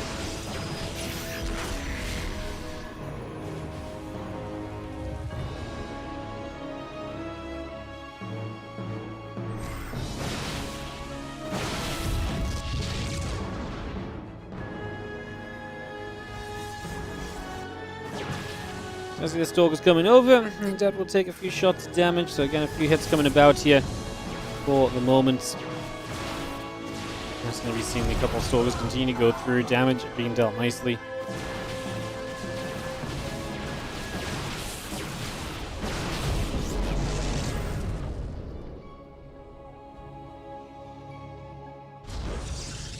Again, with +1 and charge on the way, this game is going to become very different. So stalkers on stalkers, we're going to see a lot of different things starting to break through.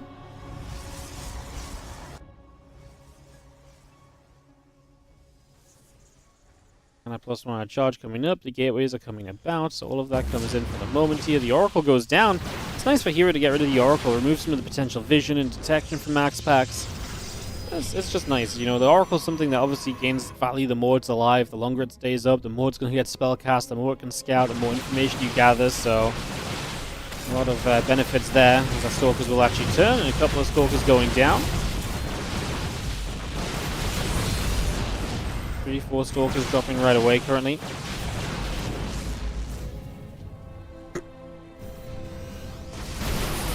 +2 attack continuing up. A few Zelds go charging in. Zelds and Sentries and Stalkers meeting each other. Hero kind of just trading with those Zelds not too badly. Obviously the force field stopping from retreating as well. And MaxPax going to lose another couple of Stalkers here as well. So again, this does not feel good for MaxPax right now, who seems to just be bleeding out units in every trade that we take at the moment. Open another round of Zelds. +2 attack coming up.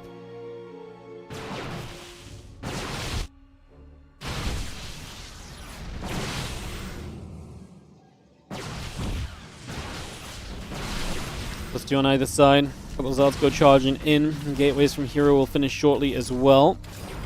And come in from the other side. Surprise! Here I am. How you doing? Go and okay, a nice little wrap around there for a moment as Hero continues to now push MaxPax back over that right side. A few stalkers being picked off in the process.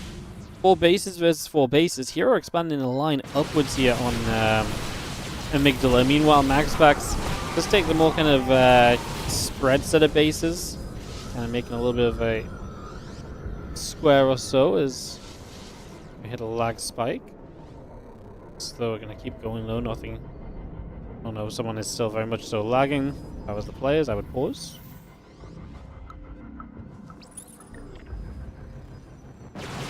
Our ping looks good, so it doesn't look like it's me, as we do have Hero Clearly just eager to keep on going and keep on pushing through. The Immortal is such a nice addition as well. Such a powerful little something to have on your side now. In a moment like this, it's a major plus. As you know, just being able to kind of shoot through units is great.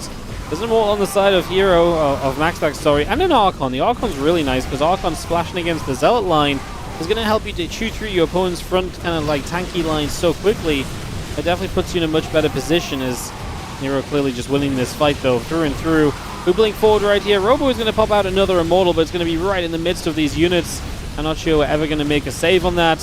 And MaxPax knows he's been bested in this PvP. Hero continues to have good results against MaxPax in these tournaments. As that is going to be another one for him. He takes this one 2-1 in the series. Comes out of this group in first place. And obviously sets us up to swap on over to the Korean server as we get ready for a Zoun versus Solar lower bracket elimination matchup. Then the winner of that will play against MaxPax in the final series of today. So that's where we are going. We're going to hop on over to Korea. Get that ready to move. I'll run some ads just while we figure that all out as well, guys. Just get that started up already. Sort the YouTube out over on this screen quickly as well.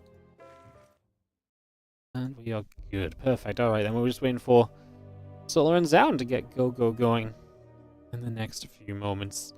And to some more ZVP. We really are going 30 minutes per series right now. The speed run through these matches is very real for the moment. Speed running our way through. Hopefully not for long. I mean, I feel like this is maybe our best chance of a longer series right now. Solar Zoun. To me, Zoun plays a lot of PvZ, which can be definitely going a little bit longer and definitely drawn out a little bit. So I'm kind of, thinking of that maybe a little. At the same time, Solar's been kind of all in lately, so maybe we don't get to see a longer game. Maybe he gets forced into a longer game is what I'm thinking. Like, he all ins, he does okay, but he can't end the game. The game goes on. It's not sure it's going to really come down to it, to be honest.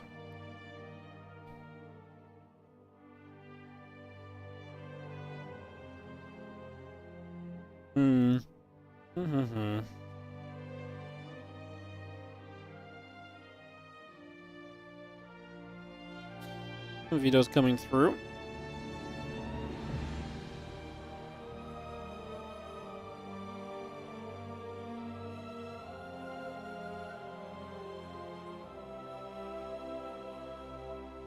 I'll just get that started up. As Error Home's going to be the opening map, so this one seems to be popular in this map pool. It's the one that doesn't get vetoed every time. I feel like we haven't even seen Talisman through the qualifier or this so far, so Error Home, Ultra Love, and Frostline will be our three maps. We saw Hellscape a little bit in the qualifying process, but not really since.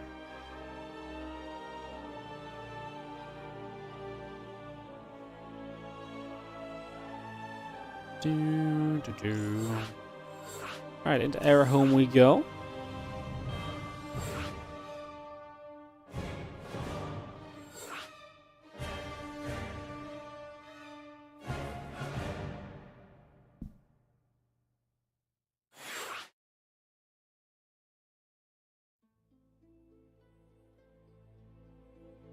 Lobby comes up, which means we are just a few moments away from getting this started, so I really should be able to get this underway in the next few moments and kick off into this best of 3 PvZ.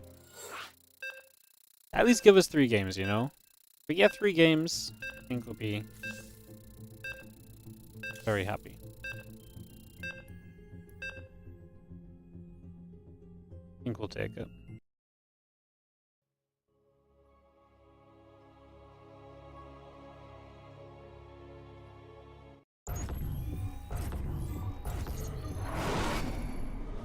Alright, let's go. As we enter the elimination match here in the bottom left-hand side, we're going to have ourselves the red Protoss player. This will be Zoun. Kind of got demolished by MaxPax in the PvP just a little earlier. As in the upper right-hand side, we have ourselves the blue Zerg. This is going to be Solar.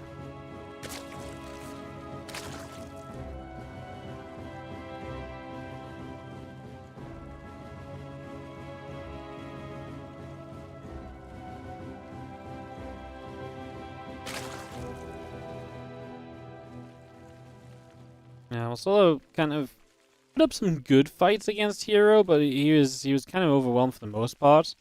I mean, in the first game, I really feel like he should have won when those Banes connected on the Zelds the way they did. Like, to me, that was just a complete disaster from Hero, and then Hero getting back from that was pretty incredible. Solo looked like he had more of a chance in that matchup than what Zoun had in his, but playing MaxPax in PvP looks like that sometimes as well, so... Come to PvZ. I think I like Solar in this series, though. Like, to me, Zoun's PvZ is not what I've come to love him for in the recent history. His PvT has been absolutely stellar. He just landed in the wrong group for this, because in the other group there's 3 Terran players, and this group, 2 Protoss and a Zerg alongside himself.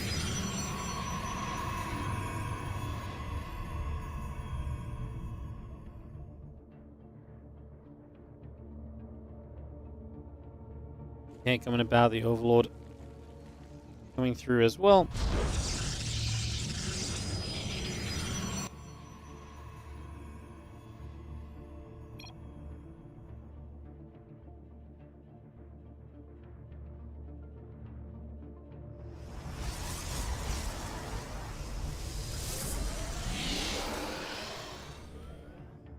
A little bit of chatter between the two. We have spikes.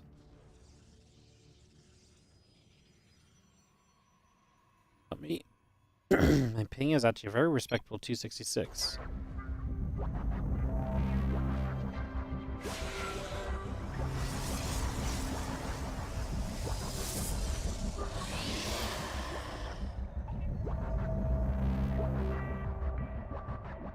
Well, looks like they're not going to pause necessarily, but obviously sometimes can get a little bit worse.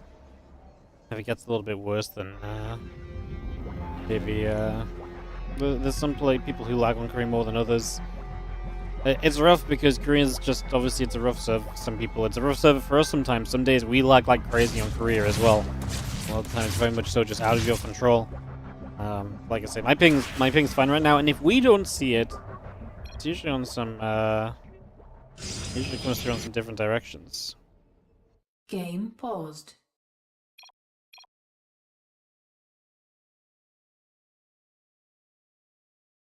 Okay, now they're for real lagging.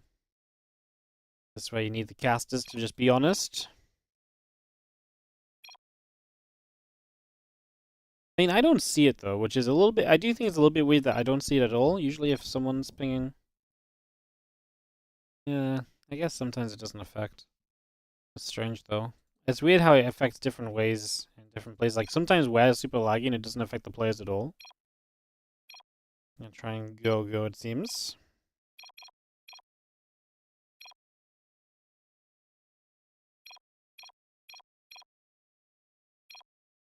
Game resumed.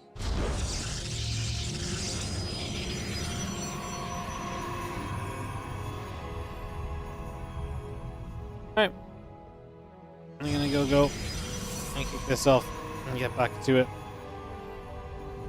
Hopefully it's something that subsides over the course of the game. Hopefully not too bad. Fingers crossed.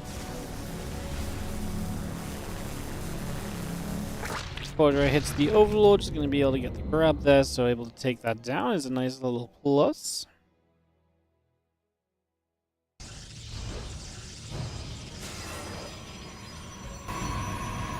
Oracle coming about, Twilight Council coming through. I see the Adept here going to jump onto a Zergling. It's just going to be able to grab that for a few moments. So resonating Glaives opening from the Zoun. So going to go into that Glaives following the Stargate, and I like it. Not too surprised when you open Void Ray going Glaives after something that kind of tries to hide, you know. They're basically saying, I don't want this to be scouted, and the Stargate with the Void Ray first gives you much less chance of being scouted. That is the way that we go for this at the moment.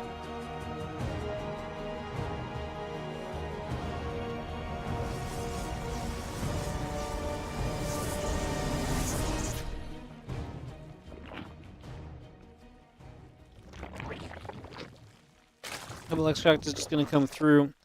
Again, that Resonating Glaives coming up. The Adept's very much so on the way. We had a few drones on the land, the Rotron coming up as well. Just bringing a whole bunch of this online for the moment.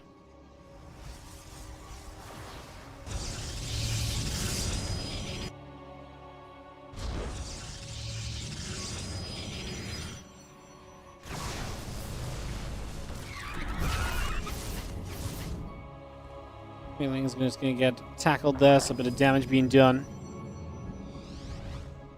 And the Adepts gather up. The Resonant Glaive is about to finish. Robo Facility probes continue to come about for the moment. Vordre just going to activate onto a few more of those Zerglings. A little bit more damage being dealt for now.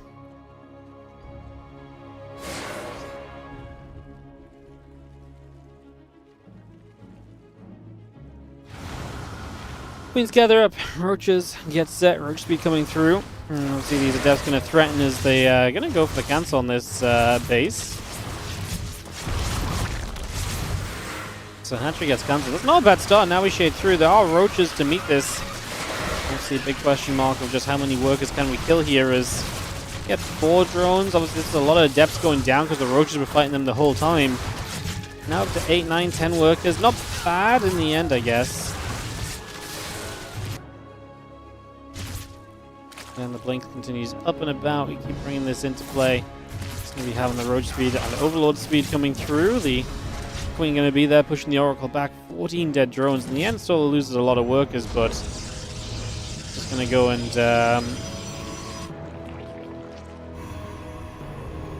yeah, just going to go and get a drop lord and just going to push across the map. So just going to send it.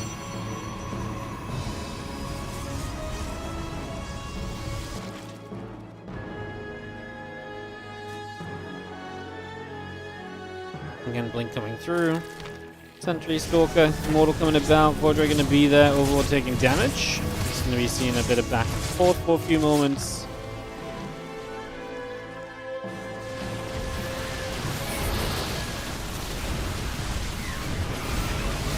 There's a lot of units. I mean, this is so hard to hold when you lose so many of your Adepts and you don't keep the Zerg back for long enough.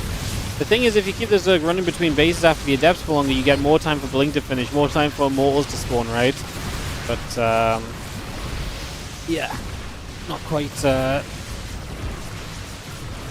enough just yet, as we do have the Ravages here. Clearly just being too much. The Immortals have had no chance. The Creep Spread is now coming online as well to make this an even more difficult scenario. And, yeah. So we are going to have ourselves victory in the form of Zerg in the opening game here. Solar's so good at that. I actually feel like almost glaving Solar is not a good idea. Solar's so good at the counter-attack and in this kind of phase of the game. You gotta get so much done against him to make it successful and to not just end up in trouble in the first place, basically. GG, Solar does what he does best, and Zoun is gonna tap out on that one. Game 2 coming up here. Zoun faces Elimination. Solar looks to take on MaxPax in the decider match if he can win this series and win another game. Just take a second here and see what we are about to get. I can't remember. I think it's Ultra Love next, right? Ultra Love or Frostline, I believe.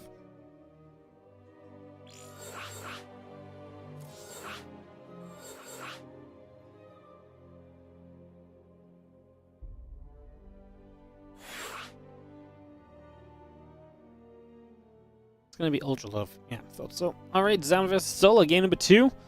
On the tip of beginning. I'll kick this off in just a few moments. EVP action. Appreciate you all being here. Again, thanks for joining us and watching some games with us. Nice to see you guys.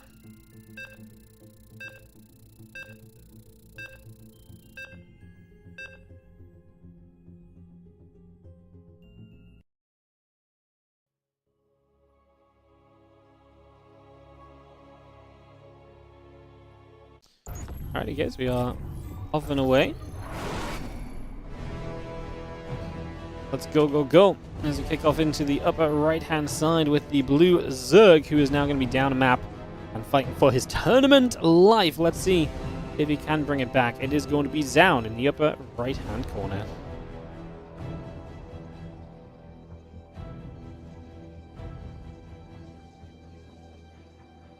Bottom left, our red Zerg is Solar from Falcons. We get into game 2 of our best of 3.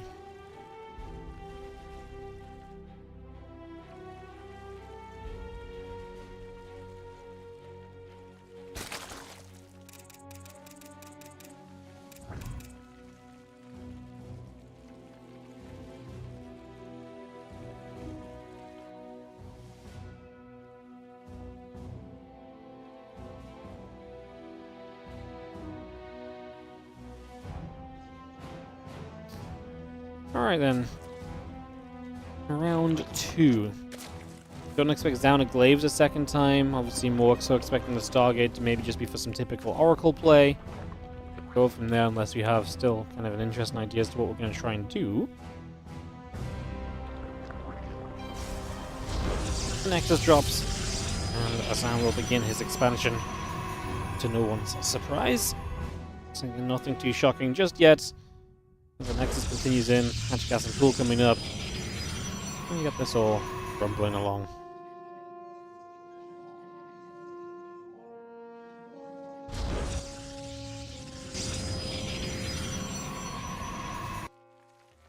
Another simulator coming through as well. Still got the Hatch and the Pool, very much so. Coming online here for just a few moments. So again, a little bit of setting up as we expect. And we'll give it a couple of moments here. As Cybercore finishes, you should see a Stargate beginning from Zoun. We'll get excited, I guess, if it's not a Stargate. Talk about what he could maybe be doing instead. If it's a Stargate, then we're going to wait for the Oracle to pop, and there's the Stargate, so yeah, pretty chilled out for a few more moments. Let's go Solus, says Carl in the chat. That'd be nice to see one of them. I mean, only 2 Zergs in the tournament. It would be nice to see one of them make it through the playoffs already, but to be fair, winning this match is just going to put you up against MaxPax, which is obviously not an easy opponent any which way, right? So any which way, you're going to end up in a bit of a weird position and a bit of trouble. And your life going to be made that much more difficult in general, so yeah, not necessarily feeling as though that's the... I mean, obviously, solo winning keeps us a Zerg in for one more round, but MaxPax is going to be a very difficult opponent to get through. MaxPax definitely going to be our favorite to be making the playoffs. The playoffs will be next week, by the way. I believe this time next week. Playoffs for this tournament, with Group B happening tomorrow, featuring Clem, Bjorn, Kua, and Shin.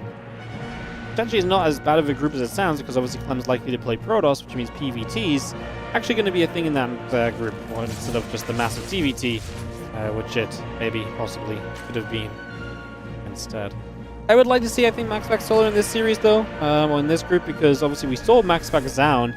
It might be interesting to see Zoun, how he changes it up and how he, tries to deal with the fact that he got absolutely bopped by MaxPax earlier, but, the worst case scenario is he just gets absolutely bopped again, and then we end up seeing the same matchup twice with a similar outcome. I feel like that's more likely to happen than Zoun being like, oh, here I go, this is how I'm going to fix the PvP in the next few minutes, and it's all going to look different, so... Nexus drops down, the feelings looking for a wraparound. They're not going to get on top of that Adept for a few moments. The Oracle coming over too. The Oracle coming about, just seeing the drones, queens, spores continuing to come up for the moment. So again, getting all of that brought into play.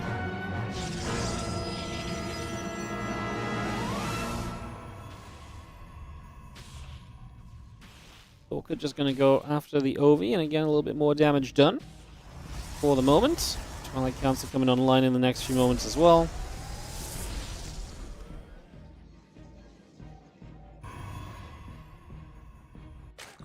Blink coming about, again, Nexus over halfway done, a couple of simulators coming through.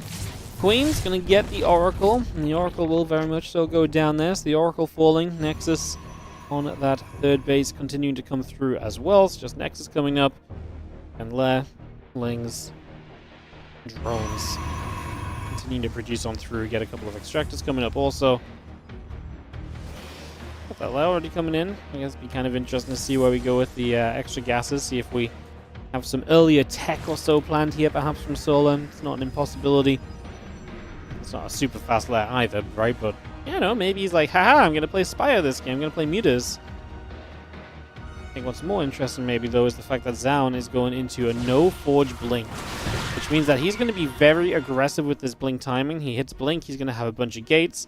He's not invested into the forge or upgrades. This is a very here and now build. This is a build which is looking to kind of, commit in the very near future. As Solo goes to Hydras, he's going to be vulnerable for a little bit, so there's definitely a timing window where Zoun can be extremely powerful.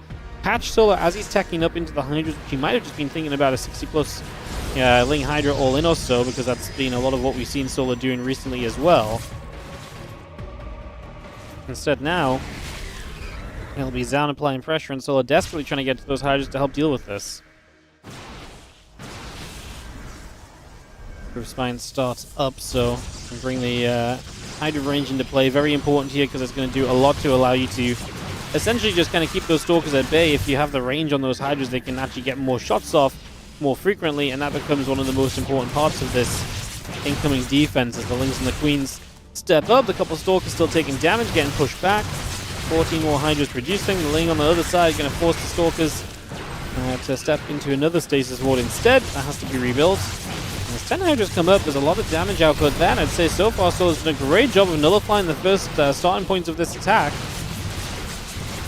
Now it's about continuing to preserve these Hydralisks. Good transfusions as well have bought him a bit more time. I do fear that he's starting to run out of ways to protect the Hydras. Transfusion's gone. It's a great time for a lag spike.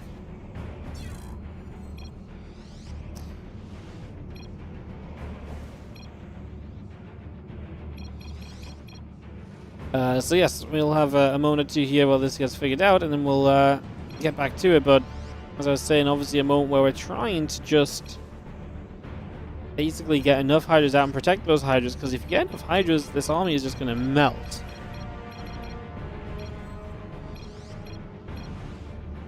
What's 42? 42 is Zoun flicking between his warp gates. I guess you don't need to put warp gates on a hotkey. Yeah, something on his Stalkers. I wonder if I can actually check. Let's see. Probably not when we're in the pause screen. Just spamming hotkeys though. Enter key. Sometimes it's like that. Alright, we're gonna drop light here and get back to it.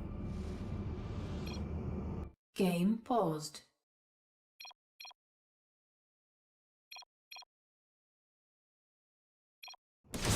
Oh, this overlay doesn't do hotkeys like that though. Yeah, it doesn't. Alright. Oh, back to it as we do see these Stalkers do start to get pushed back. A lot of them, look at them all, low HP on this right-hand side, super low, and they attack in, so 2 of them go down immediately. We don't really have a forward stasis ward just yet either, so really not ideal. And these Stalkers are just going to try and do the absolute best that they can, which unfortunately is not going to be all that much. We do see one Queen dropping off here. Don't think that's necessarily going to change much of anything right now.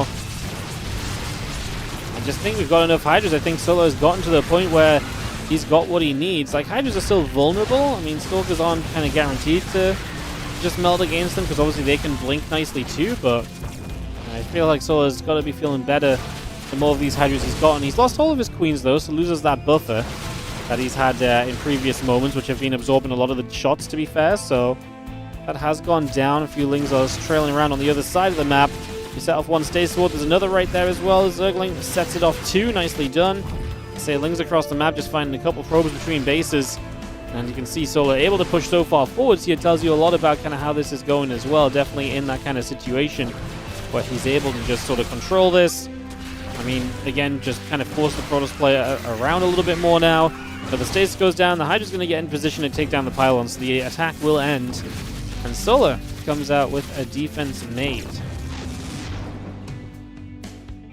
So good job by Solar, because obviously that was definitely scary to begin with as well, for sure. Like, did not start off in an easy position in the slightest. Charge Gate on Forge will continue to come up. A few more probes going down as the few Lings on the other side of the map did find some damage at least, so they got something for themselves.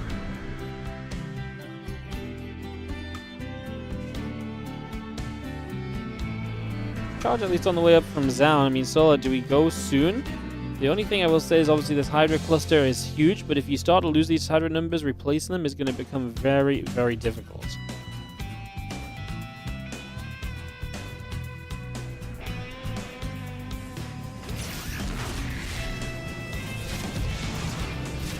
Some massive stasis ward is going to buy you some time. It's going to give you time to actually recall home, as this group of Stalkers will now get to come home and help deal with this attack. That was not necessarily going to be the case at first. But yeah, this slowdown is absolutely massive. The Stalker's chasing this first group of Hydras away. So obviously has the other Hydras to bring across the map and reinforce. He gets caught right in amongst those Stalkers there as they come straight through. Like I say, Hydra's on the other side. Is it enough here from Solar? I do think that Stasis Ward helps you a lot. Stasis Ward's so good right now. So good to just keep on using. And the power of them is that you get so many of them nowadays. These Hydras look like they're doing work right now. They're going to start targeting down some of the Stalkers that are just warping in. Start to blink those back, but on the right side, Solar's weakening a little bit, but his other Hydras are looking fantastic, and all he has to do is collect together and push the third base.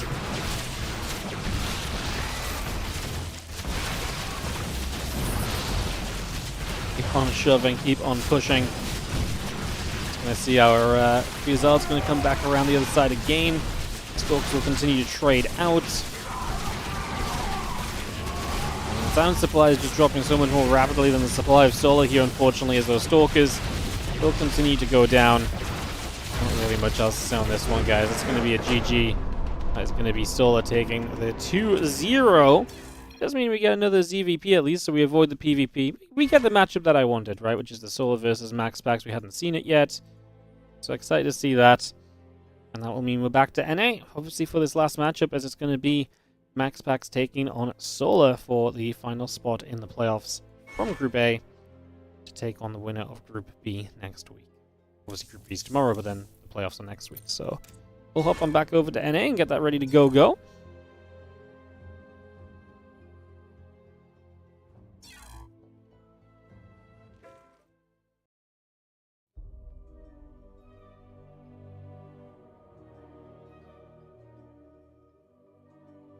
Perfect. We're on some ads, and we'll get ready for Solar MaxPax. Last series of the day. Probably just going to leave it and a quick one a day, guys. I got a couple things done and so on.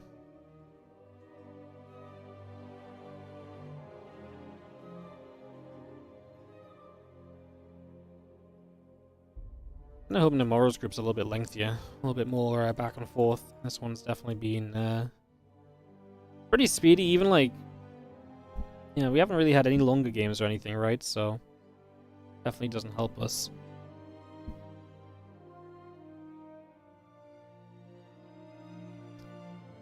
I guess we'll take a few moments.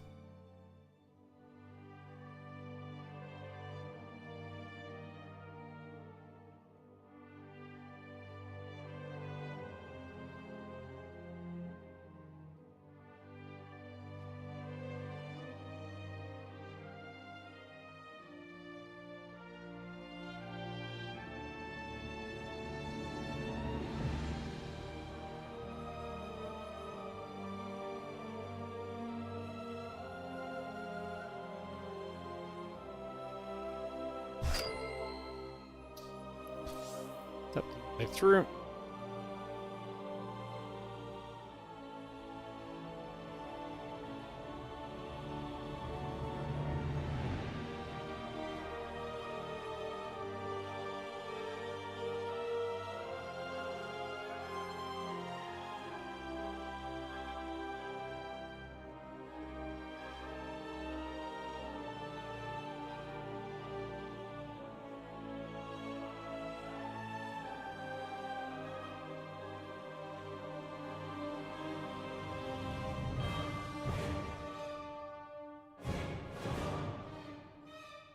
Perfect. Alright. A couple of videos coming about.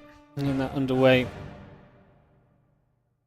Sorry guys, just saw something on the other screen a little bit. Perfect. Last series of the day. Like I say, a bit of a quick one. That's okay. I'm going out this evening, so a bit of a faster stream is all good. Get sorted out, get some stuff done. Hoping for, like I say, just some good games tomorrow. And if it's a bit faster tomorrow, we'll also do a little bit more at the end of the stream as well, even if it's some non-StarCraft or something. Mix up a little bit more.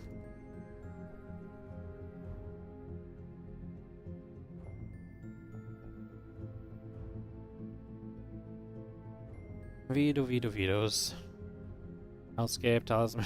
MaxPax just like, screw these maps. You vetoed them every single time. Just no shame, no want to figure them out or anything. Yeah, understandable.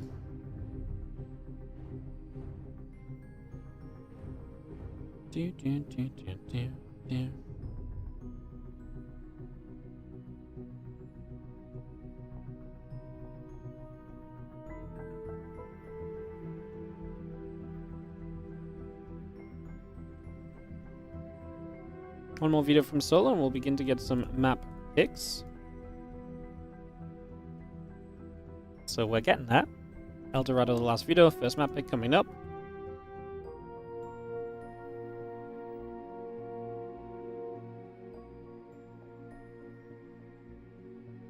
get this going.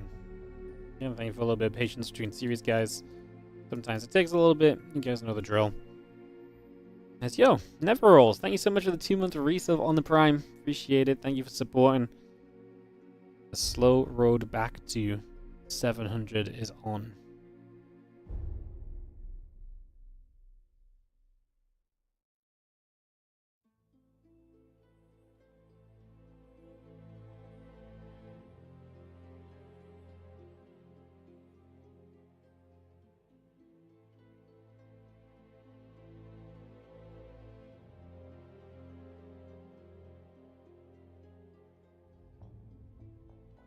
Alright. First map's going to be Ultra Love, then Arrow Home, then Whisperers of Gold. So actually, we get Arrow Home quite a lot. That map makes it through. Seems to be the most popular of the maps. It's cool to see. Makes it potentially a good one to keep track of.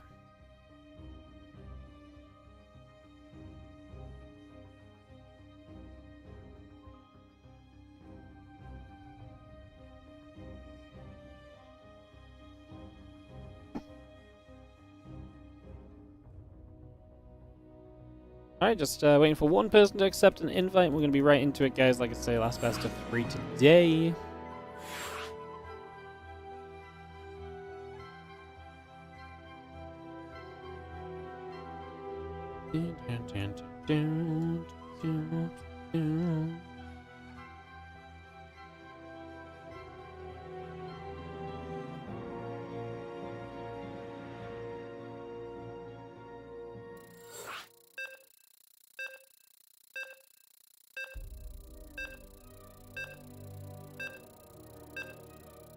Alright, PVZ coming up, Ultra Love coming in. I'm gonna kick this off and get this rolling. Thank you again for a little bit of patience, guys. Appreciate you. Let's start this off. Only 2 hours deep. I can't believe we're on our last series. See, it's days like today where I really feel justified by doing the round robins. At least one more best of 3 takes us to like 3 hours. It feels a bit more reasonable. I always feel like anything below 3 hours just feels like a little bit too short of a stream, you know? Alright. And away we go. Off we rumble. And into game number 1 of this final best of 3.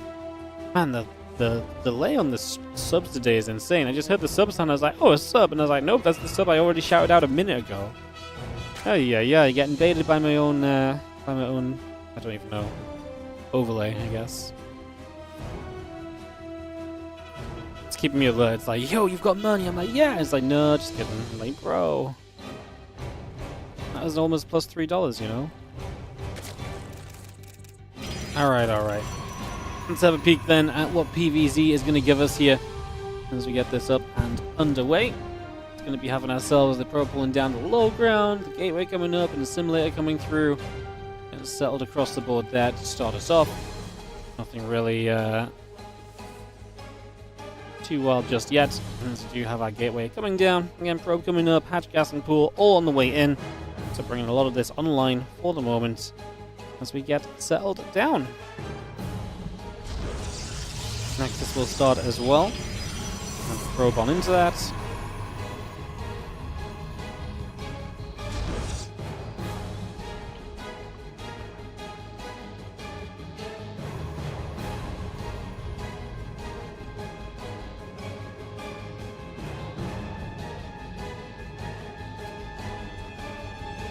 Final decided match as the hatchery number 3 will come down here, so we're just going to get that 3rd hatch down nice and quickly. MaxPax just no presence across the map, funnily enough.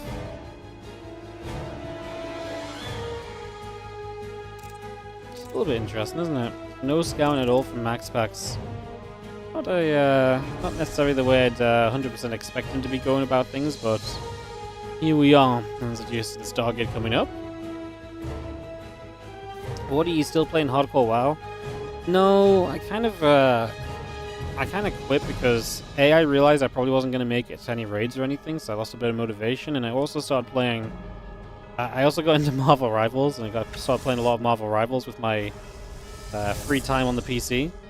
So I kind of just... I kind of stopped for a bit, and I feel like it's one of those things that once you stop, it's kind of hard to go back to. That's so funny because I was like, I literally went from like just grinding it to like, I was just suddenly done.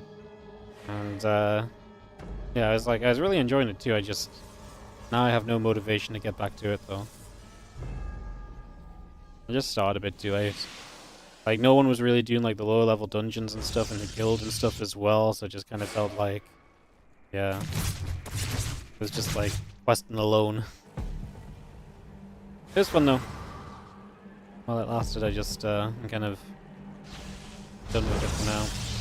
Stalker gonna go take away at the Overlord. Overlord's gonna get chased, as you do see the couple of Lings and the Queen are gonna be there to tackle the Adept. The Adept taking some shots, taking some big hits.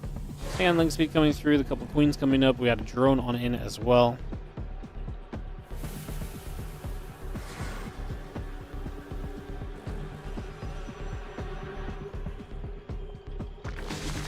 Oracle flying across. Queen gonna be right there, and the Oracle does just fly in for. Ends up taking some free shots. Gonna turn and fight the Queen. And Solo's like, wait a second, no, that's not good for me. Oh my god, Oracle just realizes the opportunity and a single Queen goes down. My goodness, that is absolutely brutal. Well, my Queen goes down. We cause some other chaos. This Oracle wins out in the end. Definitely not a bad start for MaxPax to just get things underway. And obviously on his way to the Twilight Council.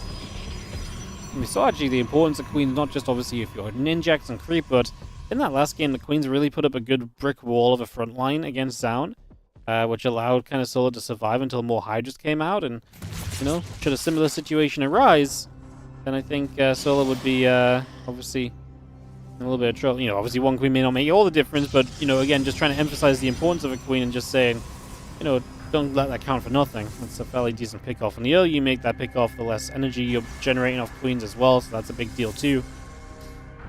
There's the Glaives from MaxPax though, so he goes Oracle into Glaives, 2 Oracles into Glaives even, so not even going to try and hide it from the Overlords, but I don't think Solo has an Overlord nearby, so yeah, he's not going to be able to scout this at all. That means that MaxPax will get away with going straight to Glaives here, and if you don't know about this as Solo, this is troubling. I mean, Lair on the way up, he's building Burrow. I don't know if that's a fake out or if he actually wants to try and utilize that, but this is not something, I mean, in a funny way, it can be used against what MaxPax is doing, because you can use it to hide units, you know, burrow drones, and then they won't be attackable, but then you're putting money into that rather than putting money into, you know, roaches and so on. So I think it's fair to say that overall this is not necessarily going to turn out the best for you, as the Lings and the Hydra Den come up. He actually ends up cancelling the burrow upgrades. I think that was more of a mistake than an intention. And now the Resonating Glaive is finishing. The Adept's coming across the map. Only Lings in production. The Hydra Den will finish soon, but not having any roaches at all to help with this is going to be a tough reality here for Solar, as these Adepts are just going to go running through, get past the Queens, going to start fighting against some of the Lings that are here as well. We're not choked up or anything though, and now the next wave of Adepts has to come from quite far away too. Actually lose 7 probes to the harassment that Solo provides, and MaxPax loses all of his Adepts. A disaster across the board. Wow. Solo just completely shut this down.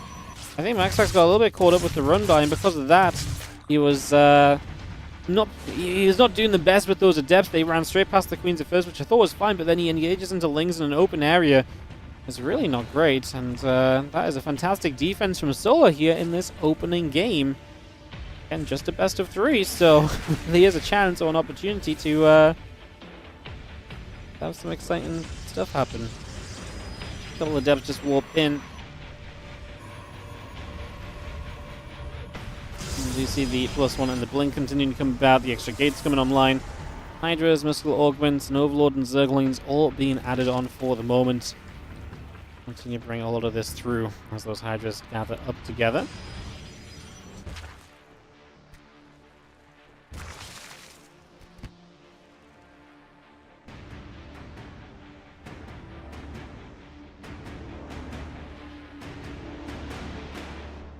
There's a lot of Hydras collecting then as they get to the other side. No speed upgrade on them yet as Solo looks for the attack through.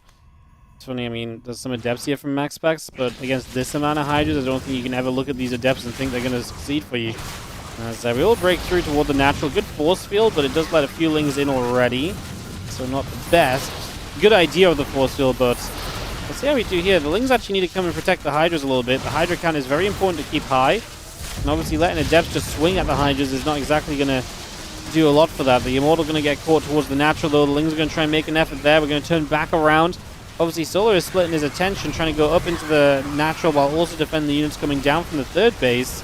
He's going to lose out on these Hydras on the low ground, though, and I think Solar's just allowed himself to get too split up as MaxPax makes a very good defense so far. He has lost 18 probes. I mean, that's just going to keep them equal in workers, though, and now MaxPax on his way to Colossus. His tech improving to a point where Hydras are going to become a lot more obsolete in the game, so that's going to become a lot tougher.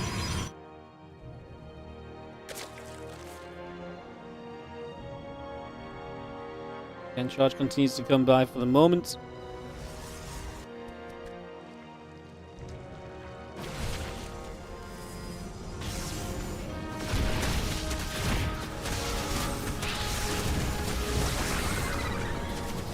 Just gonna see the few Hydras coming about again. I mean, it just gets so much more difficult though with the Colossus being out. And we're gonna try and dive over to this right-hand side. Can we turn on the Colossus? A few more probes going down. Hydras trying to chase the Colossus, doing what they can, but the Colossus just owns Hydras. It really does.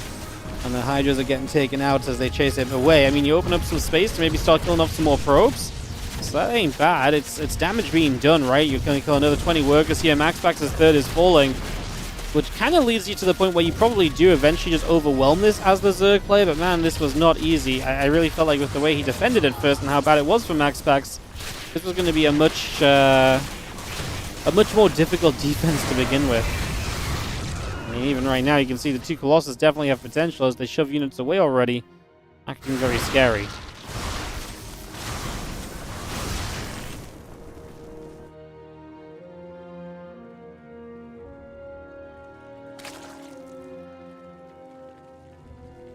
Queens gather up, Hydras and the Roaches gather.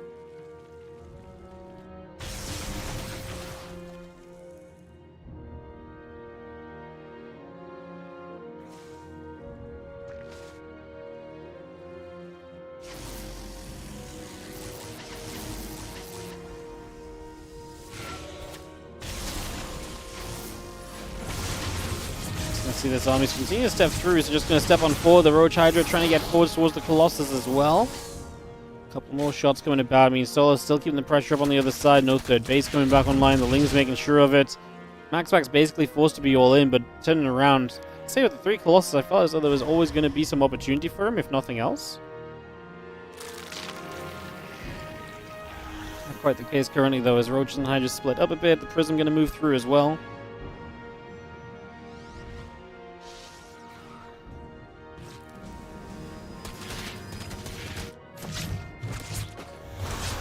Depths unload. Just going to jump onto the Queen. And away we go.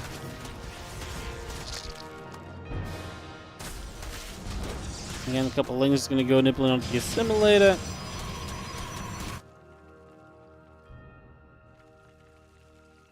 Let me gather that back up. Drones continuing to build. Evolution Chamber, Infestation Pit coming up as well.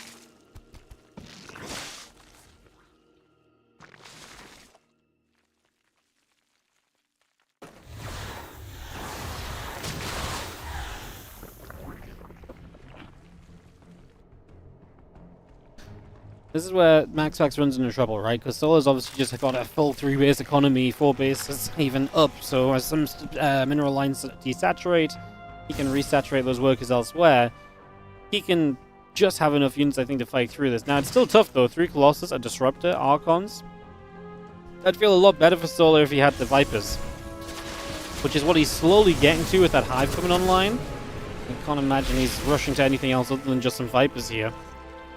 As long as MaxPax backs away, you get time to get to Vipers, and I think that's going to be huge. Colossus come down. A couple of Reap Tumors getting picked away at as well.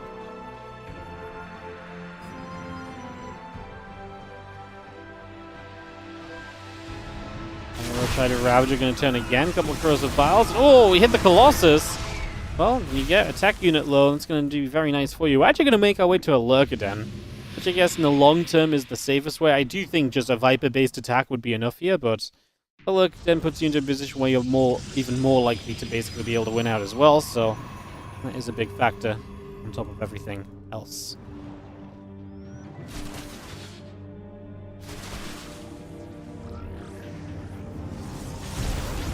Disruptor shot fires through. Just going to be seeing a couple of hits coming about. The Roach Ravager trying to go on the other side. Oh my god, that's a beautiful Disruptor shot dead center onto that army. That's exactly why, as Solar, you probably are a little bit afraid of committing to an attack. But that's also why the Vipers make their life so much easier.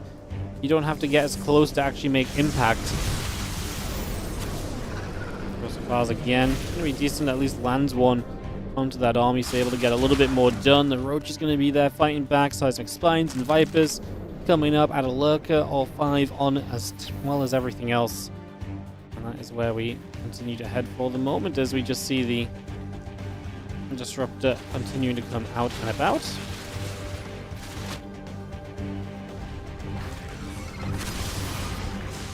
More corrosive files, so again, just going to try and keep things at bay as MaxPax starts to attack in. Big attack on MaxPax's third base, so he pretty much is forced to be all in again, but I think as Solo, you might just have to give up this base and just say, well, my Lurkers are almost upgraded, my Vipers are getting energy, they're almost ready.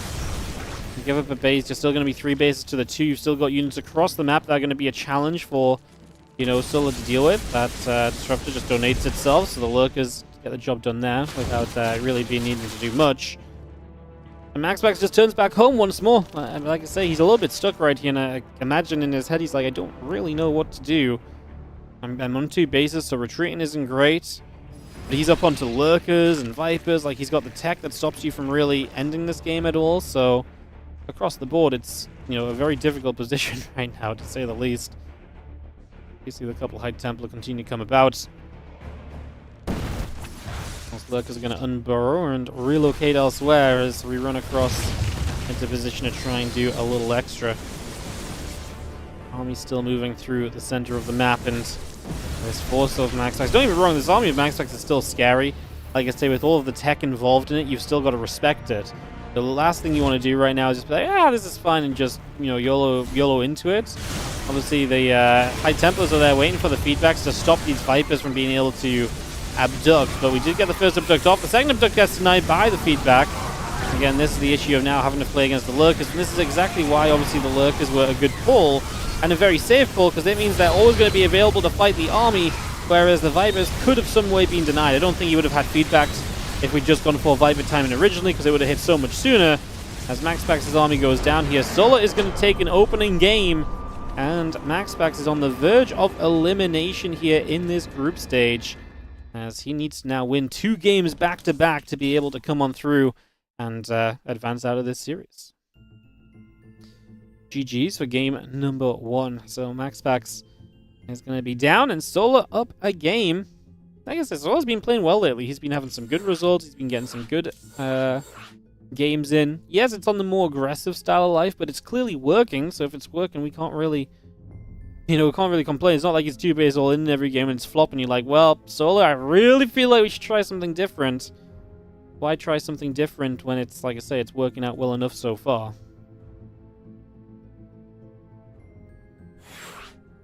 As, looks like we need a moment from one of the players, so we'll take a second or 2 to get this hosted, guys. May just be a moment or 2 longer getting into game than we're used to. Between games, at least. Got a second game coming as soon as possible. Again, thanks for tuning in today, guys. We started a little earlier today. This tournament just starts 1 hour earlier than our usual start time. Hence the fact we're already here.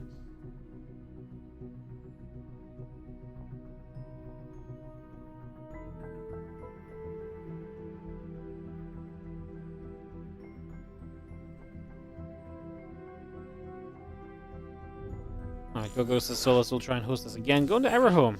Wouldn't mind seeing a longer map on Error Home as well, or a longer game on Error Home. MaxPax is going to be down by 1. I say Solar been playing well lately. It's cool to see. It just felt like for the longest of times, one of the issues that StarCraft's had the last 2 or 3 months is that MaxPax Clem, to an extent here, have just been that dominant that every single time they play, it's just like you expect them to win everything. But like right now, it feels like some players are kind of stepping up and saying, no. Clem, MaxPax, you actually don't get to win everything.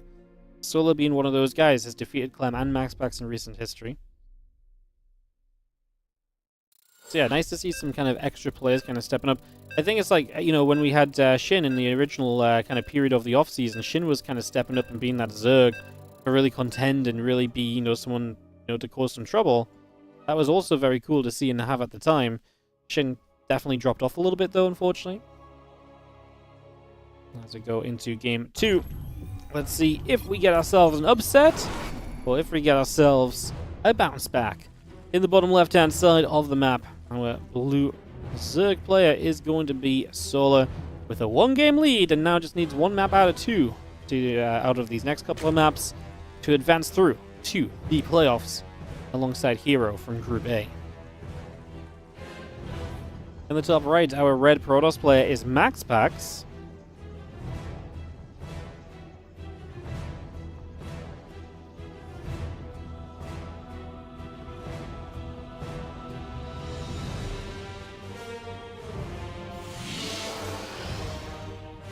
Chrono boost and get underway. Engage probe coming about, a few drones coming up. Getting that all settled in for a few moments. We got the assimilator down as well, so just going to get that all started up and see where we are going to go.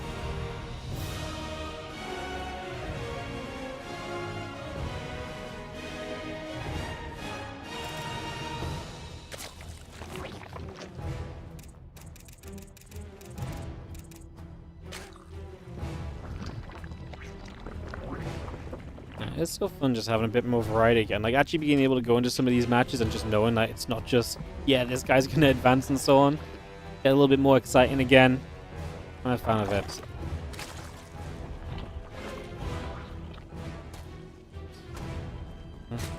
We just have a couple of drones nibbling, the probe coming about. Pulling around the backside of this main base.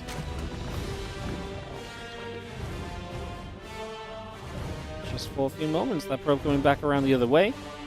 It's coming across once more, and we just have ourselves again the spawning pool coming up, hatchery coming online, a couple of overlords in production as well, add a cybercore in. A lot of that coming through for the moment as the probe gets back from the main to the third. A little bit of back and forth then, nothing really too much. I really am describing what's going on the screen. As you guys know, one of my favorite ways of casting. Hello, Ellie. Oh, Ellie with a rare appearance while I do not have food. That's incredible. And she's gone. It did not last long. She's like, oh, you don't have food. Right, I see. Hi. Ay. Right, Deb pops in. We do begin to move on forward with this to see if there's some potential to go and get some damage done. Second Adept and the Stargate. Choice of MaxPax here early.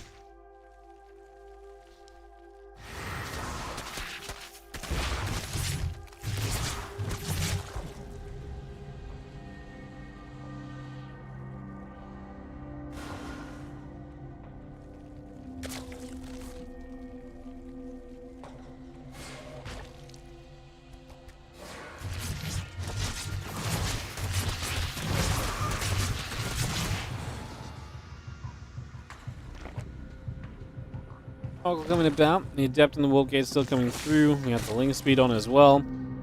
Since the Adept still continue to move through for a few moments. So again, a little bit of back and forwards, and we just need to settle in, see where we can get to. And the Oracle overhead going to activate toward a few of those Zerglings, so able to put some damage out.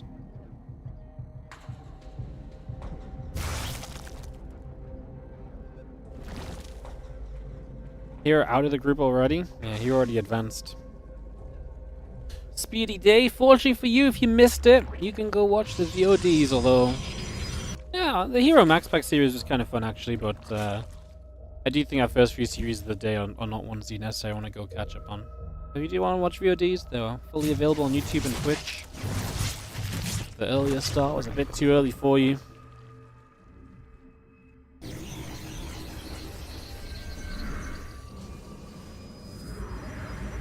Nexus coming into the front, that triangular setup getting going. Twilight Council, Forge, Nexus all building, and an Adepton at the Nexus on. A few additional drones building from Solar currently, with the Queen and Overlord a part of that right now.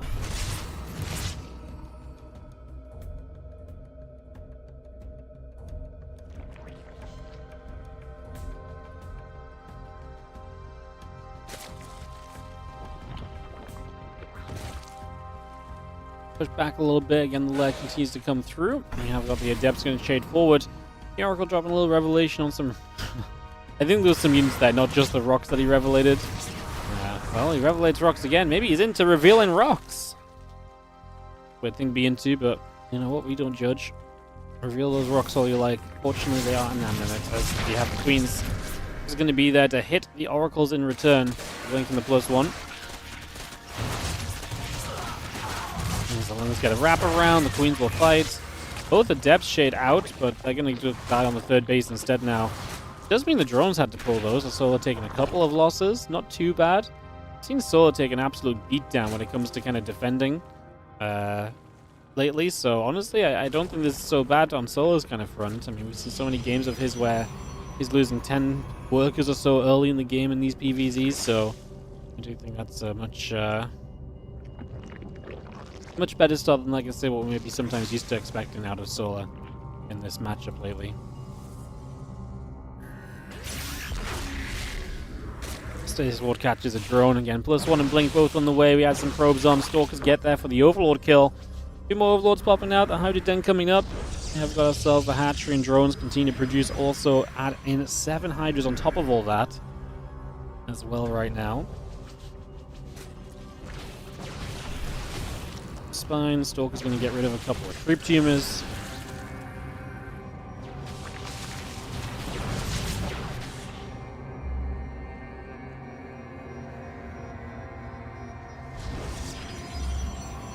Solar really is loving this rush up to the Hydras. He's been doing it so frequently. Let's see if it's going to be good enough to help him against this Stalk account.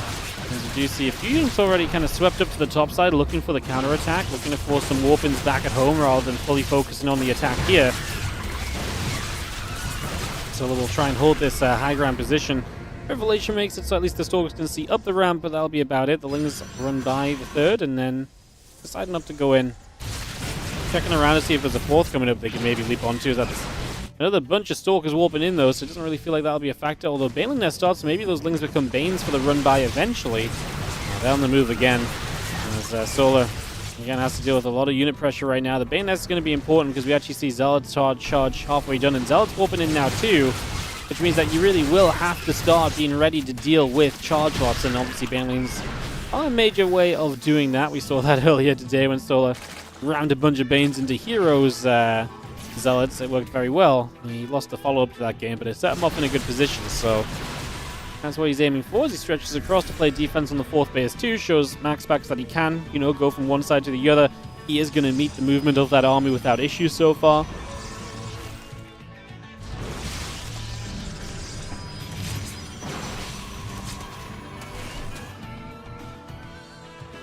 A couple of Lings continue to go down, and Banes continue to produce.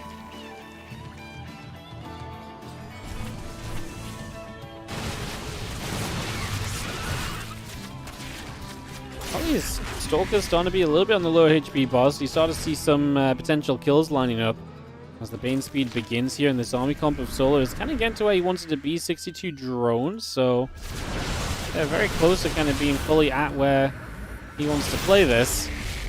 Stasis going off, but not really catching much of anything just yet. Now some Lings in the Hydra's going to come across, and they're going to go after some of those Zealots. Getting rid of those. The Bane speed still coming through here. The Stalkers pull back. +2 and Storm continuing on in.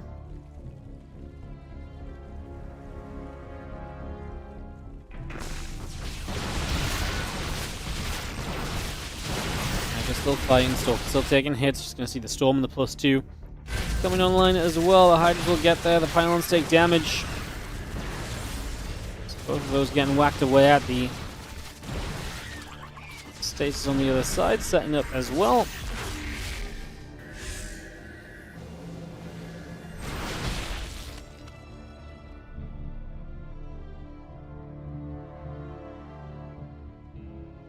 And Storm is really not far from being done, which is going to give MaxPax such a better time against the entirety of Solar's army. Solar kind of needs to start attacking soon. He's going to have to 100% attack from split positions. He cannot really justify attacking in one big clump. Storm's going to be so good with the step forward. A few Banes kind of rolling towards, well, I was going to say towards the High Temple they're going to get stopped, but they actually hit Zealots at least, which is one of the better things they could hit. First storm, definitely very good. The next storm, a little bit worse as the Hydras were stepped away from it, but then the next storms again are very good. There's still a storm available here. It drops down. A few Banes trying to chase through. We get to more Archons off of those High Templar. Do we have enough Hydras just to power through? We do get rid of the base, so if nothing else, we're going to get a base kill here. So, okay, Hydra count's still good. If we're completely out of splash damage, there is a world where this just continues, and it is going to be good enough for Solar. Is it really? This Archon's going to go down. The Stalkers need to kind of find some efficiency right here.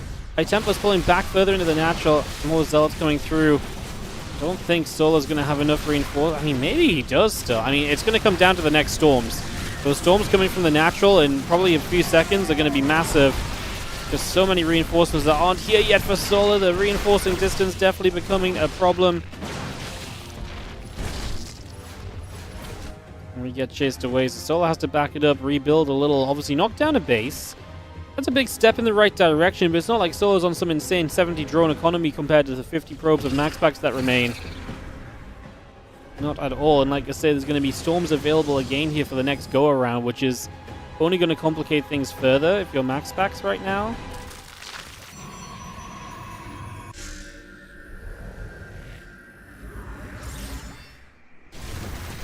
Nexus goes to the bottom right. The Zealots picked off as the Link Hydra gets the kills there.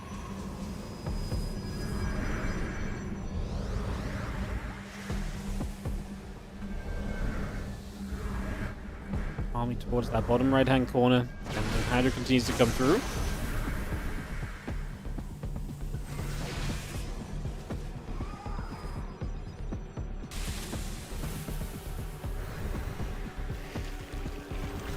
I'm going to try and cancel the fourth base. If you can keep canceling the fourth, it definitely pushes you in a good position, but I still struggle to kind of fully believe in the army composition of Solar long-term. I'm just terrified that he's not going to be able to deal with storms at all, and obviously storms are a major part of MaxPax's army currently.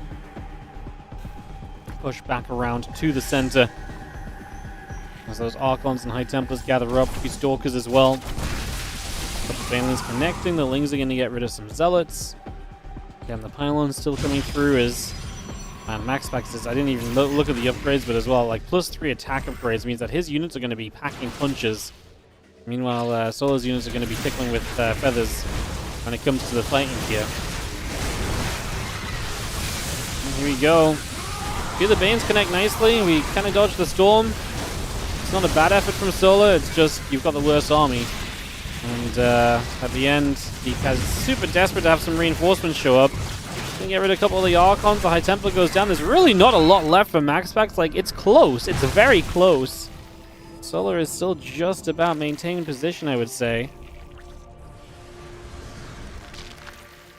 It's just so difficult to do enough right now. I mean, he is kind of starving MaxPax on 3 bases. 2 Archons, multiple... Wow. Yeah, multiple High Templars and Storms available again, though, already. Just those being set to go again is absolutely massive. The army supplies are the exact same right now, which is, again, not a great sign. We do have to morph in the High Templars to Archons, but that's not going to matter. GG is called, and we are going to see MaxPax tie this series up 1-1.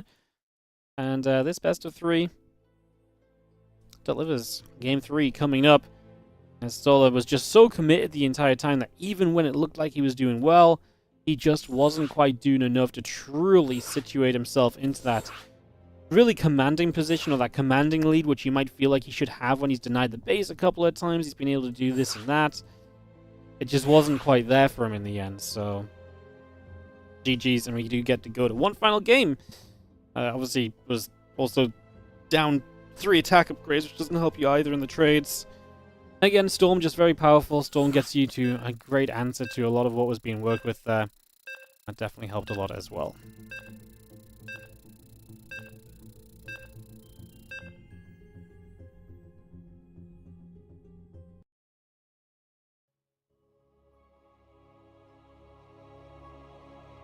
Countdown is good for Game 3. Going into Whispers of Gold.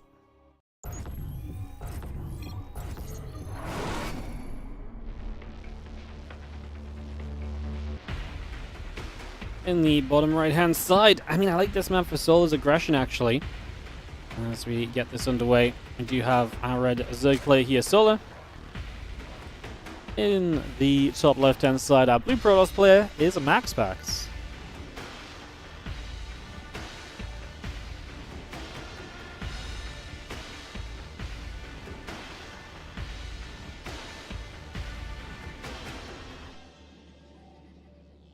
Right, then game 3 of this series, we get this underway.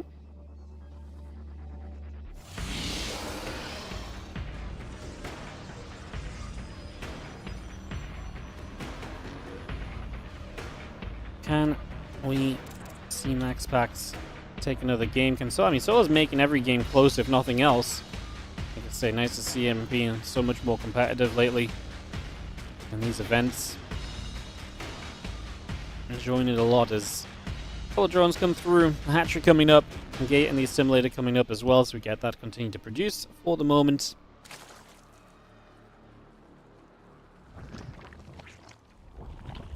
Magic gas and spawning pool going down over on the other side.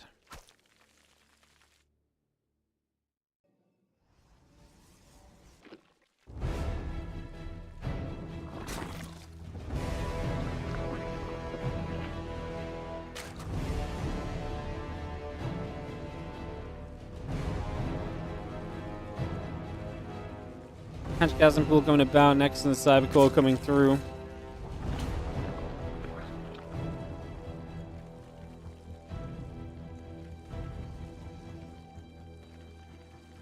It'll get settled.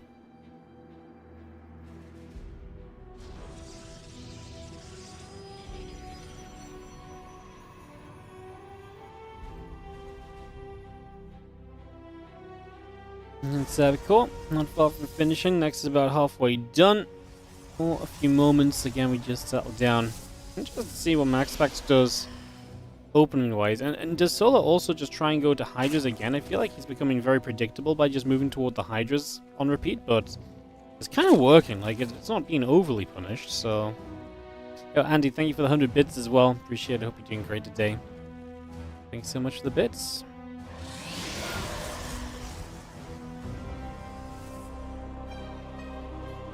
Depth just going to come down the left-hand side. I'm just going to see the Stargate coming through, add a couple probes on as well.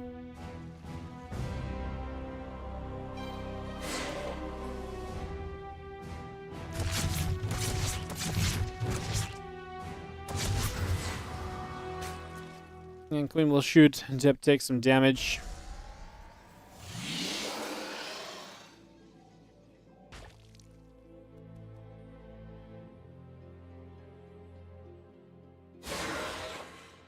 Dep's going to try and find their way, and I do feel like Solo's been much tighter on his defense early game today than he oftentimes is in this matchup, so we have not seen a game where like tons of drones have just died off or anything, right? So in that regard, that's pretty neat. Just a couple of Depths here, going to try and move around. Oracle coming over from MaxPax, just going to head down to the bottom side as well. And there's another inject comes through, the couple of Adepts will continue to threaten downwards. We just have the Adepts getting there again, picking off a Zergling once more. So doing a good job of this for the moment.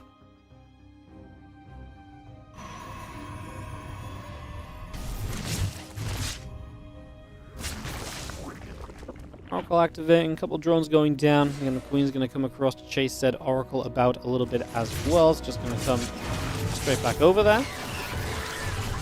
Queen's going to get there as well, hitting the Oracle too, so again, a little bit of back and forth resumes for the moment as those drones get back to mining as well. A couple of Adepts still being chased, going to go see 1 and 2 both dropping.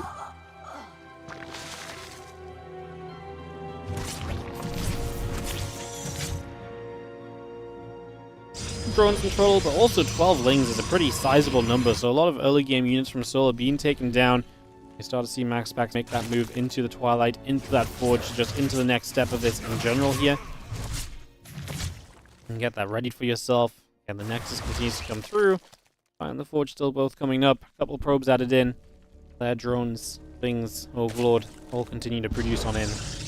For the moment as well, so just bringing all of that online. Just going to drop down a few more gates up in the main base here as well. So again, just a bit of everything coming through currently here in this game 3.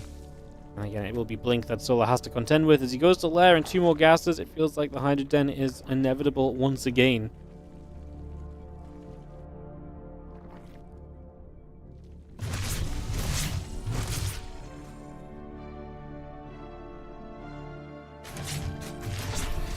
Another little revelation. Drops in again.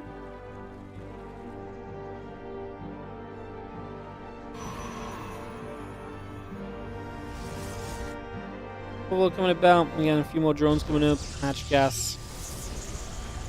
And there is the Hydra Den as we kind of expected. A few more drones again, though. MaxPax looking very good this game at just keeping on finding ways to deal damage. So he's been a little bit better at kind of chewing through the economy of Solar and putting him into a bit of a worse spot in the early stages. And Solar has not really been fond of going beyond this 62 to 65 worker area. So kind of expecting to spam units from here. The Overlord's already coming through. The first Hydra start immediately. I think he's got a catch on a Stalker. No blink just yet. Obviously the first Hydra's coming up. Should be out in time to start greeting the Stalkers as they begin to arrive across the map. Especially as the Stalkers took a moment here to step back and to push the Lings away. There definitely becomes a little bit more time where that becomes feasible.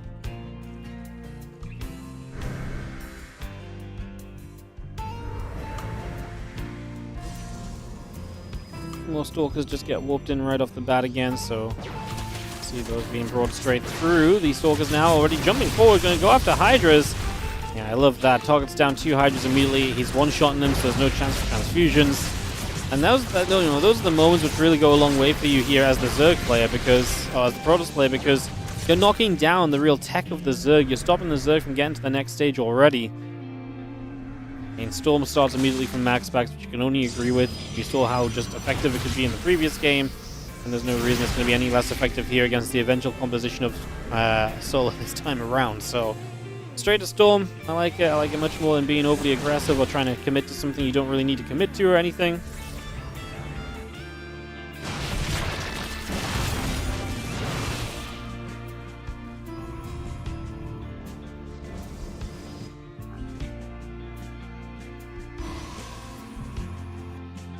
Templa's gathering again. Storm not far from being done. Solar's going to attack a little earlier this game. Like, he gets across the map a little faster. Obviously, we kind of need the Storm to finish here still for MaxPax, as Solar is catching MaxPax having to blink back to get into position here. A few of the Zealots going down before charge is done is nice. This cannon going to go down as well. Obviously, those High Templars going to hide right in that mineral line. Wait for their Storm to be available. They know the value that they provide. You know that you want to protect those, and that's exactly what we try to do. First Storm's coming down, so already just having to step away from the Mauling Hydra coming out. Again, Solar seems just very adamant on what he wants to try and make work for himself here. Is again, this is going to be difficult. Every single moment you've got to be dodging Storms from now on. You cannot let any of these Storms land if you truly want to be competitive in this final game. I already feel like it's looking towards being a hold for MaxPax, though, to be honest. I really think having the Storm already just makes it just so tough, because then you're so limited as to how you can attack basically with these units. Being limited is really not where you want to be right now.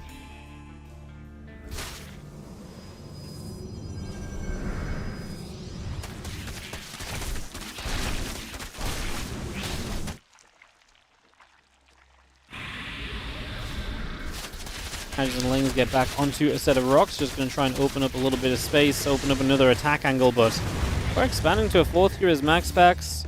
Stasis wards are down, so you're going to have to do a lot of work to just dismantle the stasis ward setup now as well, so it's going to take even longer for a successful attack realistically.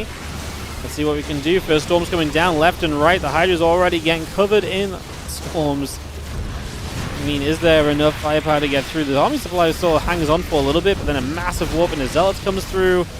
Do we have enough to protect these Hydras from the Zealots? The Zealots just trade so efficiently. We are going to start getting rid of a couple of these Archons, but there's just no buffer for these Hydras. You need something to protect them. A couple Lings actually going to get a catch on the Archon as well, so that goes down. Stasis Ward will catch a few units. Are we actually competing here still as Solar? We might still be. That's when I thought wasn't looking great. There's only Zealot Stalker left on the map. We haven't even warped in High Templar yet already to follow up with, although we do have a counterattack that'll take some attention of Solar away. Losing an Overlord as well. Again, guess what? It's Mauling Hydra. I'm surprised MaxPax has not been faster towards the High Templar rebuild. Warps them in now, morphs 2 of them into 2 Archons out of them as well. I just step up again. Pylon takes some damage. The Zerglings attacking through. The Zealots taking shots. And go down pretty quickly. The High Templar, it's another storm. It's not the best storm. It softens up a little bit. A lot of reliance on the Archons right now. Archons are a little funky because obviously they have a range issue, but there's also +2 attack, and there's also just money for MaxPax, and that is a GG from Solar. It's a double Protoss advancing through to the playoffs here out of Group A, as that is going to do it. That is going to seal the deal in this opening group of the Rex March Madness. Hey, you know what? This final series was actually pretty darn good. Gave us some good games, and some good games gave us some, yeah, a bit of a longer stream in the end. And hey, there's no Protoss in the next group, so 2 Protoss advancing is fine. Just gotta cheer on Shin and a Terran player from Group B, hopefully. Obviously, MaxPax finishing in 2nd place is interesting, because if Clem wins this group, that's a Clem MaxPax semi-final. It's a lot of fun as well, potentially, too.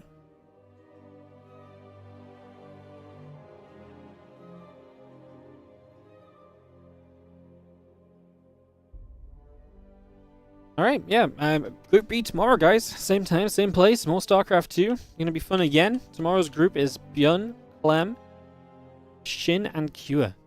It's a very fun group. It's a very fun group.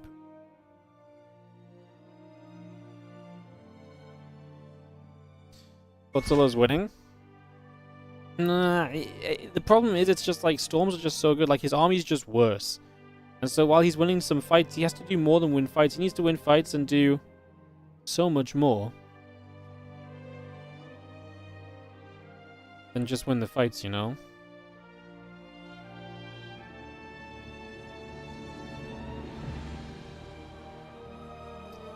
That's the difficulty of it. That is the difficulty of it.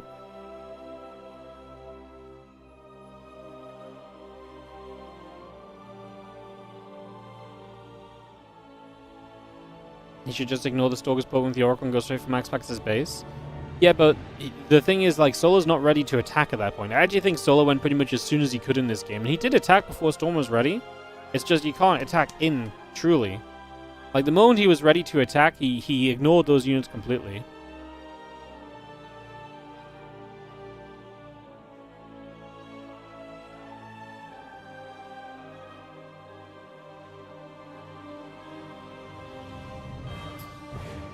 Alright. Alright, guys. So that's going to be it for us today. Like I said, we're not going to do anything extra today, but I will run around a round of ads on the outro. Obviously helps the stream.